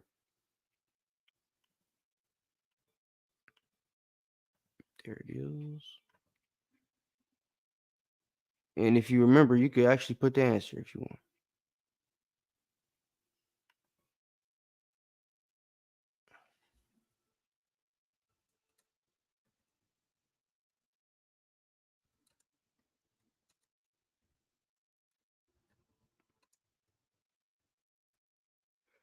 Mm-hmm.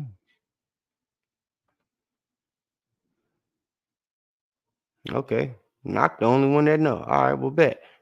So Paul's from Tarshish, right? Shalom says. Paul's from Tarshish, which is part of Greece, right? It's the same place that Jonah was trying to get to, right? So that's where Paul's from. Paul's in a place, he's from a place that speaks Greek. Something I want to clarify right quick for this lesson. We go over what scripture is that in Acts? Hold on a second. Give me a second. So You know the account, Cap, you're looking for? I'm looking for, hold on. Acts chapter 21. Okay. Acts 21 and 28. Okay. Right? I believe that's what it is. 27 and 28. 27 or Oh, 28? no. So you're going to start at like 28. It's really 38. So in verse 38, Acts 21 and 38, where Paul gets mistaken for an Egyptian, right? Put a 7 in the chat if you remember this account. Because I know there's some camps out there, the purple people and a couple other brothers, even our old camp, teach that Paul was mistaken as an Egyptian because he was black. That is a good theory, but it's not historically accurate because there's an historical reason why he was mistaken as this Egyptian. We know Paul was black, right? But that ain't the reason why. The reason the dude asked Paul, yo, can you speak Greek? Speak Greek, right, God. Right? It wasn't because, you know, he thought Paul was a Jew. Jews spoke Greek. The Egyptians didn't at this time. They were developing their Coptic language, right? Coptic, whatever the hell it's called. Salakia, Captain. Yeah. I'm glad you said that because what is showing also, knowing that can thou speak Greek, right? It's showing that it was commonly known that we know that the Israelites were people of color. So, you know what I'm trying to say? So it's like he asks, can you speak Greek? Art thou that Egyptian, but can you speak Greek? We know that the Egyptians were dark melanated people. So that, you know, when you read the scriptures, you get read them in context, they can tell you what's really going on, especially when you add the history that we've been adding to know that our people were around at this time. And we spoke many different languages. I just want to add that. And I mean, it was two languages all of us were speaking at this time specifically because Jerusalem is basically a Roman colony at this time, since the time of Alexander, right? So everything we got in Greece, we still have in Jerusalem. Everybody in Jerusalem is speaking Koine Greek too, whether you realize that or not. That's what it is, right? Everybody there was speaking Latin when Alexander's people had it. And by the time we get back control, right, and we make Koine Greek the lingua franca again, they established this Byzantine Empire, a colony of the Byzantine Empire, or a vassal state, if you will. Vassal kingdom was Jerusalem in Israel, right? We also had Egypt. We also had North Africa, right? So all those places are speaking Koine Greek, right? The only places that had knowledge of Hebrew at that time was Israel and anybody coming from there, right? We weren't speaking Hebrew in North Africa. We weren't speaking Hebrew in Greece, in Argos, in Sparta, in Lacedaemon, right? We weren't doing that. We was keeping the holy tongue in the holy land, right? The brothers that could translate it made the Septuagint with Jerome, right? Around 300 AD. For the people that we're now have as subjects to be able to read our Bible, right? So we give them the Koine Greek translation of it from Hebrew, which is the Septuagint, right? That wasn't made by Alexander's people. That was made by us way after Alexander and them die and lose the throne. They lose control. We've got control. Let me show you before we put this up. And my bad, Knock. I had to sidetrack because I had to remember this part. I forgot to put this in the lesson. When did Jerome make Septuagint?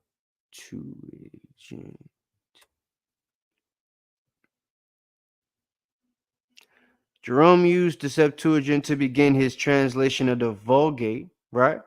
Testament in 382. So we have the Latin Vulgate for the Latin speakers. We got the Greek Septuagint before that, right? So we made one for both groups, just like King James made a book for everybody to be able to follow what was written in the Hebrew and Greek. You know what I'm saying? Verbatim, right? We did the same thing for our subjects once we had control. Right? So that's that. And what language?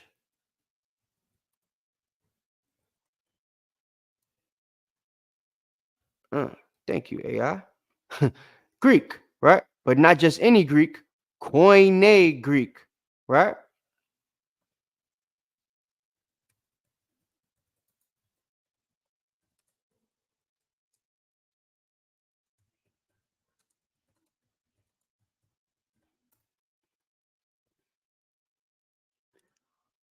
Koine Greek, also known as Hellenistic Greek, is more recent dialect of Greek that differs from Old Greek in several ways, right? This is just to prove, though historians called the language that Japhet created Greek, it's not the Greek we spoke and created during the period they call Hellenistic, right? Which is a word also, mind you, that is specified for the Jews, right? The Hellenes aren't supposed to be anybody other than us in history. The Hellenized people are the Jews that Alexander and them put under their subjection and were forcing to keep their laws and stuff like that, right?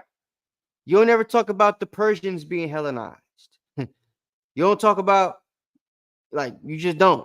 You don't talk about Africans being Hellenized, but you talk about the Jews being Hellenized. So Hellenization is also a word that's mostly touted to describe us in this circumstance, right? And Koine Greek is the Hellenistic Greek. It's our Greek, different than Japhet's. So I just wanted to show y'all those, right? And like I said, well, I didn't say it. It showed you. Paul spoke Koine Greek. So could you read that account real quick in Acts before we close out? So, like I said, one more time, Cap. Can you read Acts 21? Started like 20. Let me see where I want you to start. Because I want to get this account to show them. Got it. There's an actual guy in history that Josephus wrote about, right? Who was an Egyptian. He was an Egyptian seditionist. He lived during the time of Nero, right? Let me show you something. One more thing. This is how you do research, guys. When you see things historically. When did Nero reign? This is how you narrow things down. So Nero, Claudius Caesar, Augustus Germanicus, right? One of them Slavic mother truckers. So he reigns from 54 AD to 68 AD. Paul dies around 64, 62 AD, something like that. When did Paul? Yeah. Between 62 and 64 CE, AD, same thing, right? So we got Nero between 54 and 68, right? And we got Paul, who dies between 62 and 64, right? If this Egyptian seditionist is from the time of Nero, that means he's also from the time of Paul, right? Paul is a traveler. Paul is black. We look like Egyptians, right? The real Egyptians, not the ones out there now. So even to the point where the Bible tells us in Exodus 11, verse 7, that God had to put a difference between Egypt and Israel, right? It explains it like that specifically because so many of us looked alike at that time. The difference was we were chosen to be separate and they weren't, right? That was the biggest difference between us because distinctively, characteristically, right? Phenotypically, it was probably hard to make a distinction, especially since we were mixing with each other at that time. So, with that being said, the reason Paul was mistaken as an Egyptian is because of the way he was taken in this account that we're going to read. The Romans are looking for this Egyptian seditionist who just led 4,000 assassins out of Egypt into the wilderness to hop on a boat, right? Paul is traveling on a boat from Caesarea or to Caesarea, one or the other, right? Folks see him on the boat with these dudes, they run after him, they catch him, right? Bring him back to the palace in Jerusalem, and the first thing the centurion says is, "Yo, you that Egyptian that was calling us like all this ruckus?" He's really asking it to play on Paul, like, "Yo, you the dude?" Because Paul don't look like an Egyptian seditionist. He don't look like an assassin, right? Probably like a scholar or something like that. When you look at the pictures of him, he's a bald dude all the time. He got beard. He always looks stressed out. Like, he don't look like he finna John Wick nobody, right? So the centurion, who's probably like a little John Wick, you know what I mean? He like, "Yo, you the dude that they talk about?" That's what the account is. But niggas don't look at the history, and it went right over their head. So we got brothers teaching folks, see, they're teaching Paul is an Egyptian because Paul's black. Yeah, he's black, nigga, but everybody was around here at this time. We kicked the Romans to the Caucasus. Remember? They came back as the Slavs. Then we put them back in slavery. Yeah. Right?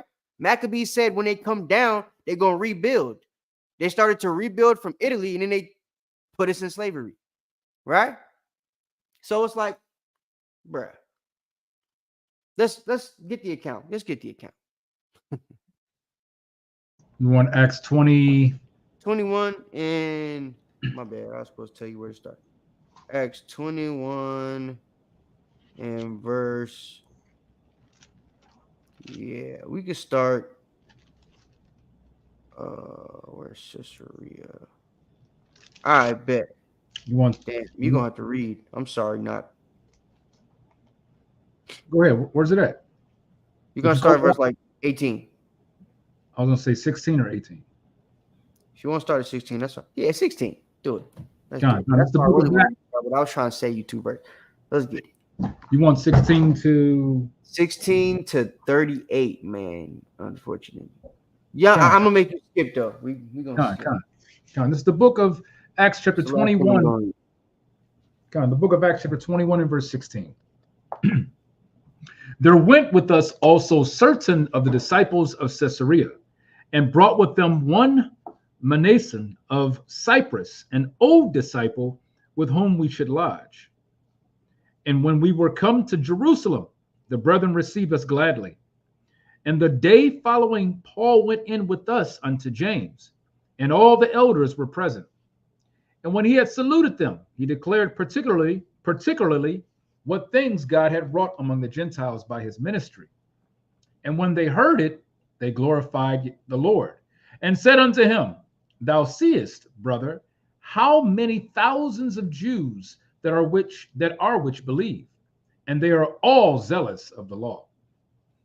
And they are informed of thee that thou teachest all the Jews which are among the Gentiles to forsake Moses, saying that they ought not to circumcise their children, neither to walk after the customs.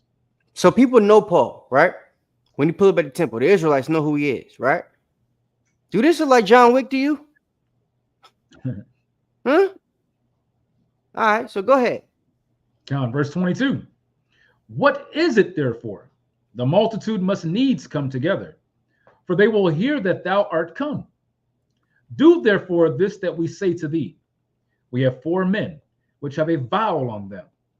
Them take and purify thyself with them, and be at charges with them, that they may shave their heads. And all may know that those things whereof they were informed concerning thee are nothing, but that thou thyself also walkest orderly and keepest the law. As touching the Gentiles which believe, we have written and concluded that they observe no such thing, save only that they keep themselves from things offered to idols, and from blood, and from strangled, and from fornication. Then Paul took the men, and the next day, purifying himself with them, entered into the temple to signify the accomplishment of the days of purification, until that an offering should be offered for every one of them. Verse 27. And when the 7 days were almost ended, the Jews which were of Asia, when they saw him in the temple, stirred up all the people and laid hands on him, crying out, Men of Israel, help!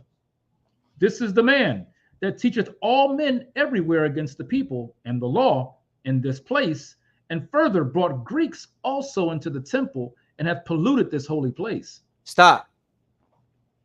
Did he bring any Greeks? Did you hear any Greeks or read any Greeks in the thing that we just read? Or was it brothers coming from a Greek colony that they just called Greeks? God. You caught that? God. That went over your head if you ain't know the history. You're thinking Paul brought some, you're like, damn, Paul had Greeks with him? Where did this happen? Right. Where was they at? That's confusing. No, nigga. They're these brothers, right? They dressed up like Paul. Paul's dressed like a Greek. He's from Tarshish. All his clothing is Greek. Right? He went to school as a Greek, grew up as a Greek, lived as a Greek, right? Probably even dressing as a Greek as a dang Pharisee. Right. Saul was a Greek.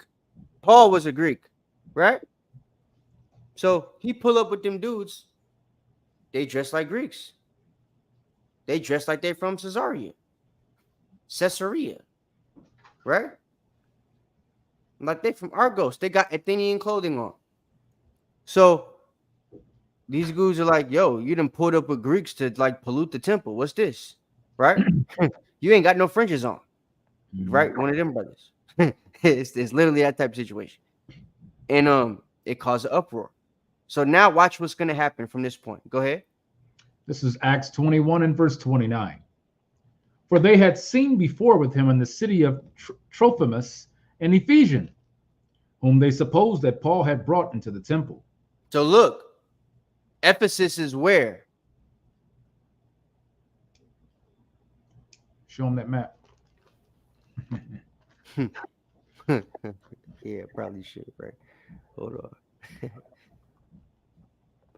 Where was Ephesus? Y'all gonna learn today.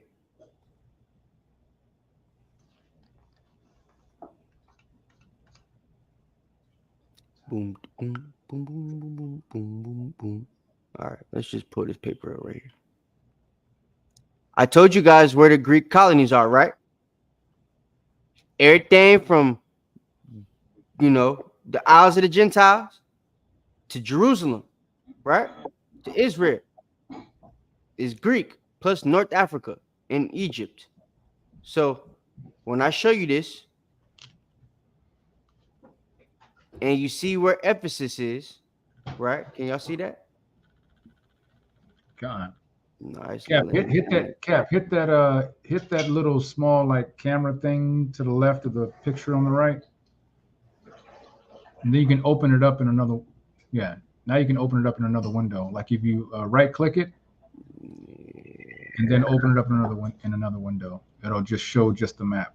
Yeah, but now I gotta now I gotta close this out and do all that. All right, hold on. So Jerusalem over here, all of this is included in our territory, right? Ephesus, Cyprus, Ephesus, Jaffa, Cyprus, Ephesus.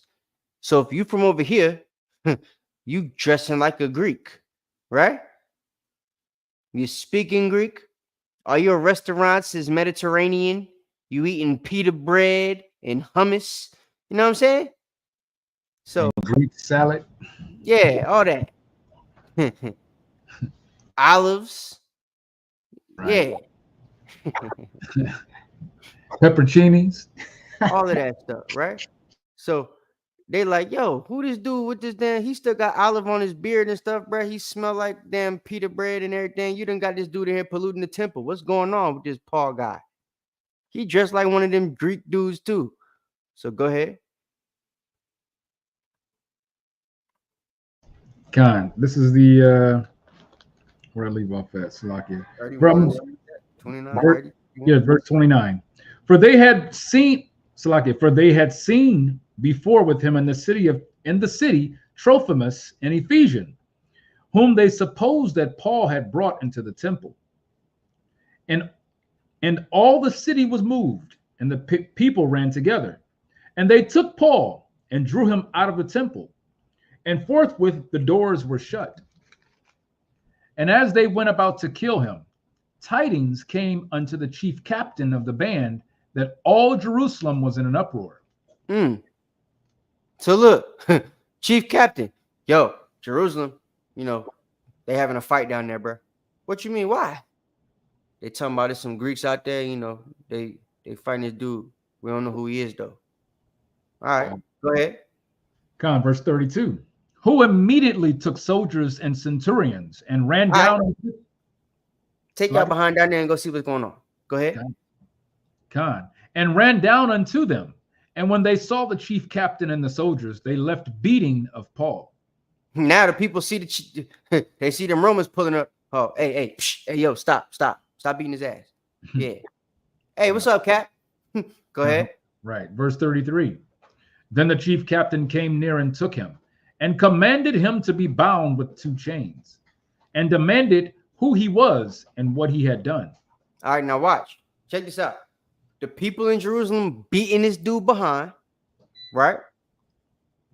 The people in Jerusalem also are Greek, but, you know, some of them is with the Greek stuff. Some of them ain't with the Greek stuff. There's this insurrectionist who's Egyptian. Jews don't like Egyptians either, right? So this centurion captain that he's about to take him to, all he know is that there was a fight in Jerusalem, right? The next thing he about to see is this black dude all beat up in some chains. Right. He about to ask, yo, you that Egyptian nigga? You? Because in his mind, he's thinking they must have caught that Egyptian that we've been looking for. Because when you read the account that I'm about to show you from Josephus, the Egyptian ran from Egypt to the wilderness. Where's the wilderness? Towards Israel. Ain't that where Moses and them went when they went into the wilderness from Egypt? Come on, guys, follow the story.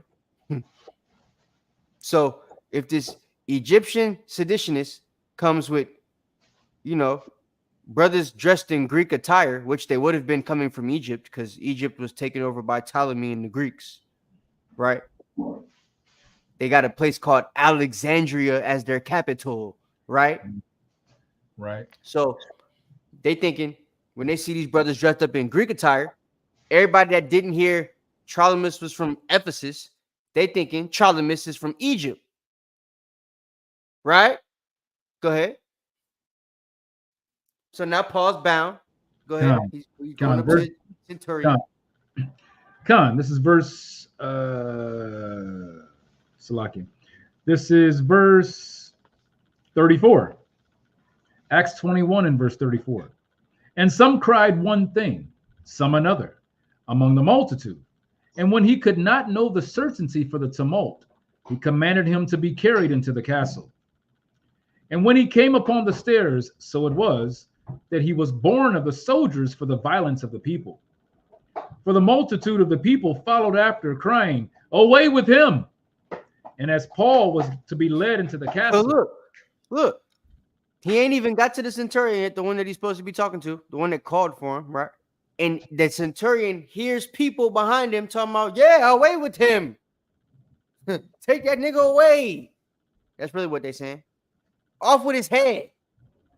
Screw that nigga, right? You know how JB. They saying all the most vulgar crap. It's not just away with him. That's the way it's written. They was being niggas, right? All the things you know black folk gonna say when it's time to take a brother away. That's what they were saying about Paul. And this white guy, most likely, centurion, in Jerusalem, Judea, right? He gonna turn around and say what? Go ahead. Verse 37. And as Paul was to be led into the castle, he said unto the chief captain, May I speak unto thee? Who said, Canst thou speak Greek? So the captain like, yo, you can speak Greek? Because he thinking it's an Egyptian. When you do the history research on the Egyptian language, they'll tell you the Egyptians weren't speaking Coptic until around 100 AD.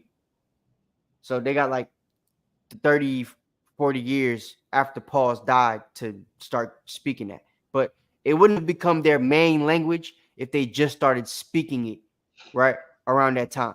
When you create a language, for it to be a main language, that's be spoken for a minute, right? We took over Israel, Greece and Rome and stuff like that in 193 AD with Septimius Severus. We didn't get Koine Greek to be the lingua franca again until around 300 AD. Almost 200 years, right? So best believe the Egyptians were speaking Coptic during this time of Paul. It just wasn't their main language because they still had Greeks in their power. So in the Greek records, of course, the Greeks are going to, or the Romans are going to say they're speaking Greek and they're speaking Latin. They're not going to tell you that they're speaking Coptic because then it would make it seem like, well, they got insurrectionists in the group. Why are they speaking a language that's not a language y'all speaking? Y'all are supposed to be in control of it. But all the evidence shows they were speaking this language, which is also why the centurion asked Paul, while thinking he's an Egyptian, yo, you can speak Greek? You asking me to talk to me? Can you even talk to me? You see, I'm a Roman, right? I know you can't speak Latin, so can you speak Greek? What's Paul going to say? There's a reason Paul responded to him the way he responded to him. He didn't just say yes and then start talking. Paul's going to give him an explanation. The reason why is to let him know, I'm not who you think I am. I'm somebody completely different. Go ahead. Verse 37 again. And as Paul was to be led into the castle, he said unto the chief captain, May I speak unto thee? Who said, Canst thou speak Greek? Art not thou that Egyptian, which before these days madest an uproar and led us out into the... Well, yeah, finish that part. And led out into the wilderness what? And led us out into the wilderness 4,000 men that were murderers? You see that? So he just said, when you read other translations for those of you that can't understand that old English, he literally just said, yo, are you that Egyptian that not too long ago just let them 4,000, murderers out of here? Assassins is what something said. Assassin is what Josephus put in his thing. So, but you lead 4,000 assassins out into the wilderness? Is that you? They did that not too long ago? That's what he's asking, right? It's an assumption. He ain't saying it, oh, you're black, you got to be that Egyptian. No, this is actually somebody they're looking for. And because of the way Paul pulled up, the way the people are after him, he left with 4,000 murderers. Why are they known as murderers? Because they murdered people. Most likely innocents too, right? So why are all these people mad at this one guy? Is he the guy that let all these murderers out the place? Did they catch him? That's why the dude asked. Right? Go ahead. Verse 39. But Paul said, I am a man which am a Jew of Tarsus. Yo, I'm a Jew. I'm from Tarshish. I ain't from no damn Egypt. What you talking about? Go ahead. A city in Cilicia, a citizen of no mean city. Girl, and I'm from Cilicia. We ain't even mean. We don't get down like that. What you talking about? I'm a man of high class and stature. Nobody's leading no damn seditionists. What you talking about? Go ahead. A citizen of no mean city. And I beseech thee, suffer me to speak unto the people. See, they don't, and yeah, man, you should let me speak to the people. Is that why they mad at me? They think I'm that dude? Hell no, let me talk to them. Why aren't none of the other people that read this account able to explain it to you like that? Because they don't know what the hell really going on here. It ain't because he was black. This is a situation happening, right? With historical significance. Let me show you.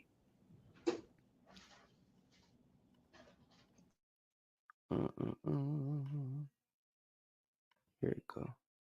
All right. So if you get the Jewish War, right, 2, and go to pages 254 to 263, right, you can read Josephus talking about this exact Egyptian seditionist and how he's the guy that they were talking about. And it was Nero's people, right? Nero, we spoke to you about back at the old camp. We was talking about it. Me and Judah did that class, right? The real cruel, wicked leader that used to make a guy dress up as a woman to take the place of his wife that was murdered and all type of weird stuff. His centurion is who came into contact with Paul and asked Paul if he was the seditionist that they had been looking for, right? Because of the way that the people came at Paul and the way the people were after him. This is why Paul asked to speak to the people. This is why Paul gives his stature and status and where he's from and explains to the guy, I'm not from a place that's about violence. Why would that need to be explained in a context that's about him being black? It makes no sense, Israelites. So y'all got to teach this correctly. Go through the history, find out why Paul said that, and you'll see Josephus told us about it, right? It's because there was actually an Egyptian who led an insurrection with 4,000 murderers, and this centurion thought the people caught him. That's all. So that's why history is important, guys, because it gives you insight to things in the scriptures that you wouldn't get elsewhere, even from other camp leaders, if they don't have the insight. So there's no difference between Jew nor Greek, in short, because the Jews and the Greeks that Paul was talking to literally are the same people. Not spiritually, not because the Jews, had to discontinue from their heritage and they weren't allowed to call themselves Greek. That's a reason, but they were literally calling themselves Greek before that happened. There's proof that I've showed you, right? They were involving themselves in speaking the Greek language before they were, quote unquote, forced to or Hellenized by the Romans. They were already doing this. We were already speaking this language. We were already traveling with Javon in all the places in the Isles of the Gentiles and, communicating with them as merchants. And through that, we were able to, create a legacy over there. And that legacy involved us being, the kings, the guys that ruled the place.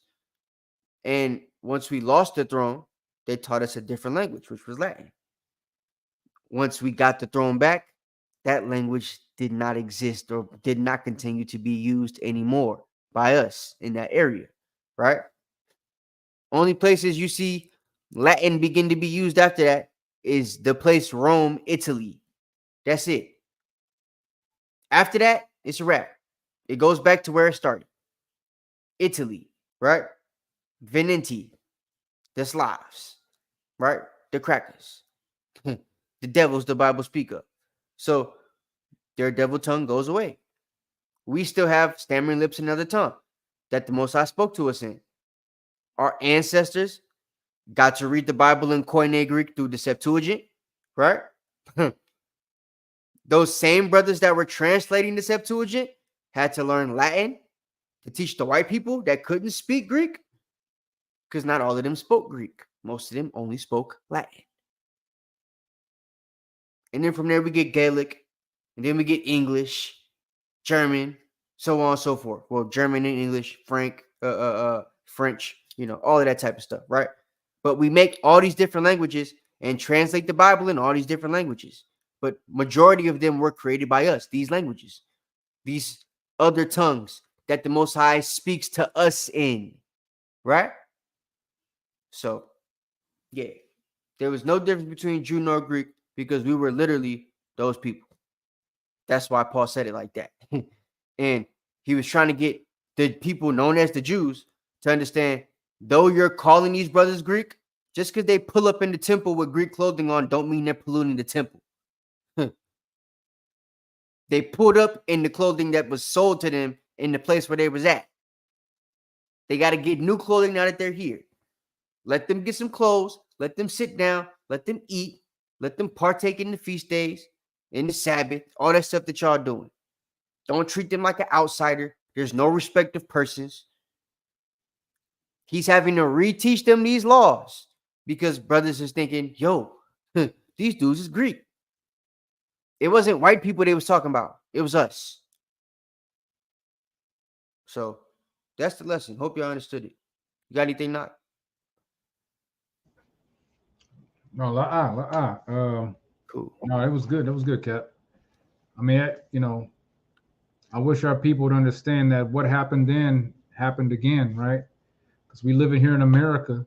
No new thing under the sun. Yeah, no new thing under the sun. We're being called African American, Black, Negro, colored, Afro American. And back then we were the Danans, the Dorians, the Mausians, the Anglo-Saxons, the Jutes, the Gauls, right? Right. No new thing. Go ahead. Being called Indians, Puerto Ricans, Samoan, what's the Seminoles and all those other names that they've given us. So yeah, it's the same thing happening all over again, right? And we know when the Most High returns, or when Christ returns, right? We know what's going to happen because prophecy tells us, right? He's going to bring those two sticks back together and make them one. Hey, it's going to be a great day. That's all I can say. But all praises for the lesson. I hope everyone was edified with that. Like we said, we weren't going to keep it too long. It's a little bit over 2 hours, but it's a lesson that needs to be reminded about, about as we learn these scriptures and learn our culture and our heritage, where we come from, where we came from, how we were settled and what we did, and how we've repeated the same thing over again. And we need to remind ourselves that we can find all this information in our history book, which is the Bible. But before we head up, I'm gonna go over one more thing. I'm gonna give a call out to any brothers who are wanting to build. What do you say? I gotta speak on this because Nike might have been a sister.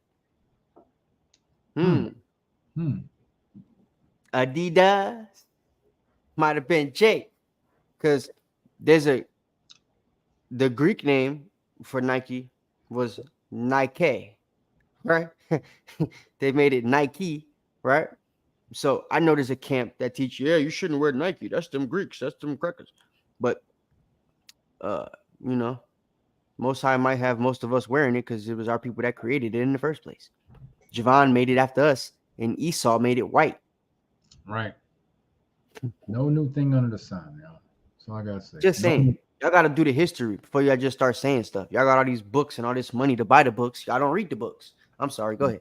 No, and he just kind of wrapped it up with that. He didn't put in themselves in our book. So that's basically what's really going on. Right.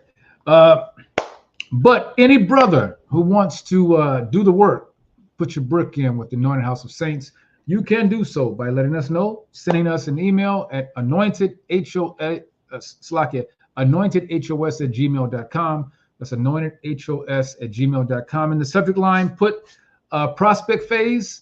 That way we know that you're interested, and we'll get that information to you when we start the next prospect phase. Also, let me see if I can. I was trying to catch any other people that were coming in the room later, like I usually do. Give a shout out to the mighty Captain Aharon, to Shalom the Soldier Gary, the mighty officer Shemaiah, Sis Abaya. Let's see, who else did we see come in? I didn't see anyone else, and I'm sure we had more people in the room. They just did not type anything in the chat. So that's that. Now, let's also remember that we have our feast days coming up. Feast of Tabernacles will be held with Anointed House of Saints in Greensboro, North Carolina, with our congregation. That will be taking place on October 17th through the 20th. I hope everyone who's able to make it can make it. We'd love to see you there. Also, the Day of Atonement, which we will be live all day. Anointed House of Saints will be live all day from the Southeast to the East Coast, the Midwest, all the way to the West Coast. We're going to be live all day on the Day of Atonement. So you'll be able to watch videos and learn, write your precepts down, pray, study, all those things. We're going to be atoning for the sins, right? Atoning for the sins of Israel, right? Also, let's see, what else do I have? Oh, just know that Anointed House of Saints, we are here every week. Milk Monday, tonight. Wednesday will be our Wild Out Wednesday with Captain Yahawada. Please show up for that. He always has an outstanding, exciting class. Then we have our Torah portion on Thursday with Captain Jonathan, which is a very. Let me say this: when Captain Jonathan comes out breaking down the law, the Torah, this is how we learn how to rebuild our nation according to the Most High God's laws and commandments. So when Captain brings these breakdowns out, we need to really get into this, participate, right? We really need to participate. I know sometimes we don't have the debates, we don't have the the shouting, the yelling, and maybe even the debunking of other videos towards certain doctrines. A lot of times Israel likes to see that, and they get excited. They love the drama, and then when it comes out to learning the law, they turn the channel. That doesn't make sense, because if we're ever going to go back to being who we're supposed to be, we have to know this law. So please join us every Thursday for a Torah portion with Captain Jonathan. We also have our Friday night Bible study on our Zoom call. Also, that is our prayer night for prayers. Anyone to have any prayers for their family, for anything that you need, you can tune in to our Zoom call on Friday nights. I believe it starts at about 9 p.m. Then Saturday, of course, the Shabbat, we got the mighty Captain Aharon, who's always coming with the spiritual lesson, and with other brothers on the Shabbat. So we love to have you. We thank you for joining us tonight. I'm going to go ahead and bring out Daniel 7:18, and we're going to let y'all go. All right. So this is the book of Daniel, chapter 7 and verse 18, and it reads, "But the saints of the Most High shall take the kingdom and possess the kingdom forever, even forever and ever." Bahashem Mashiach Yahawashi. Just know that in order to take the kingdom, we got to come back to these laws, statutes, and commandments. With that, Captain, you got anything else to say before we head out? No, I think that's probably going to be the end of the Dan lessons for right now. So hopefully y'all understand. Dan is definitely here in the Americas. Yeah. Some of y'all think y'all Judah, but y'all not. Some of y'all think y'all Benjamin, but y'all not. A lot of y'all are Danites. Look at there. There's a caveat that I'm still trying to discover whether or not they are part of the Lord's army, right? We know they get a gate. They're part of the kingdom. The Bible says that hold on a second. All right, sorry. But no. Yeah, bro, like damn. But he sees I'm finished with the class. He heard me say, "I not." It's like he speak English, nigga. No, but so what he said? Yeah, it's crazy. But what was I saying? I forgot. The dog threw me off. Talking about that some of us think we're Judah, some of us think we're Benjamin. Yeah. Really, so some of y'all think y'all Benjamin, some of y'all think y'all Judah, but y'all really Dan. And we're trying to decide now. I'm doing the research on trying to discover whether the revelation thing is a typo or not. But we gonna discover that or not, or whether it is. But main thing, we know Dan is gonna be saved. That whole they've been absorbed thing, I never believed that, because one of the prophecies for Dan explains that Most High has longed and waited for their salvation, right? So them as a tribe have to be saved according to that, because the Most High is waiting on it, right? That also leads me to believe that they might be a narrative to Dan not getting saved and not being able to partake in certain things that the other tribes are going to get to partake in, but he will get to partake in it at the end. And I think we'll find that out. So, but I'm going to try to find that research for y'all and do that if I can. So if I could get the answer before how should I give it to us, I'm going to give it to y'all. So that's the goal. But for sure, know they're here. You know what I mean? Like I said, I might not be a Gadite. I have traced my last name back to Dan. I know that for a fact at this point. I just, trying to figure out if that dude on the reservation was a Danite, if he was a Dan Indian, or if he was a Comanche. So I'm trying to figure that jug out. But either way, all 12 tribes is here. So we know that prophecy You know, it took place. It happened. So if that's true, the rest of the Bible is true. So if there's anything you ain't been believing in that don't have a foundation for or of, y'all need to get into that. You know what I mean? Learn what you can while you can. So that's why we teaching these lessons. We'll keep them coming for now, and we're gonna go from there. So we'll see y'all next week. Count all praises. Hey, I want to thank you again for always joining us every Monday for Milk Mondays. So until next time, until next Monday, I'm gonna say a hearty shalom. Officer Knox saying shalom and out. Hey, shalom.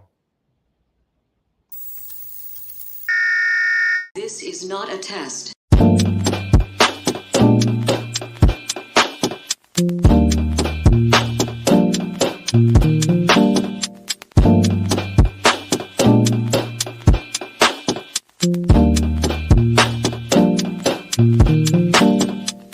Black skin, black sauce, black Jesus, black music, black skin, black sauce, black Jesus, black music, black skin, black sauce, black Jesus, black music, black skin, black sauce, black Jesus, black music, black music, black music, black music, black music, what up, black music, black music.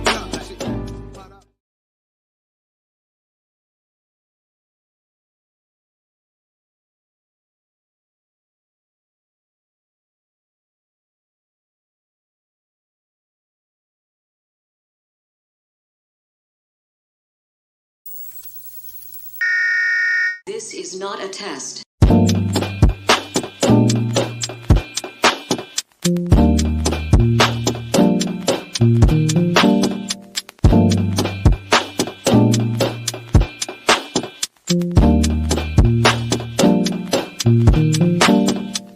Black skin, black sauce, black Jesus, black music, black skin, black sauce, black Jesus, black music, black skin, black sauce, black Jesus, black music, black skin, black sauce, black Jesus, black music, black music, black music, black music, black music.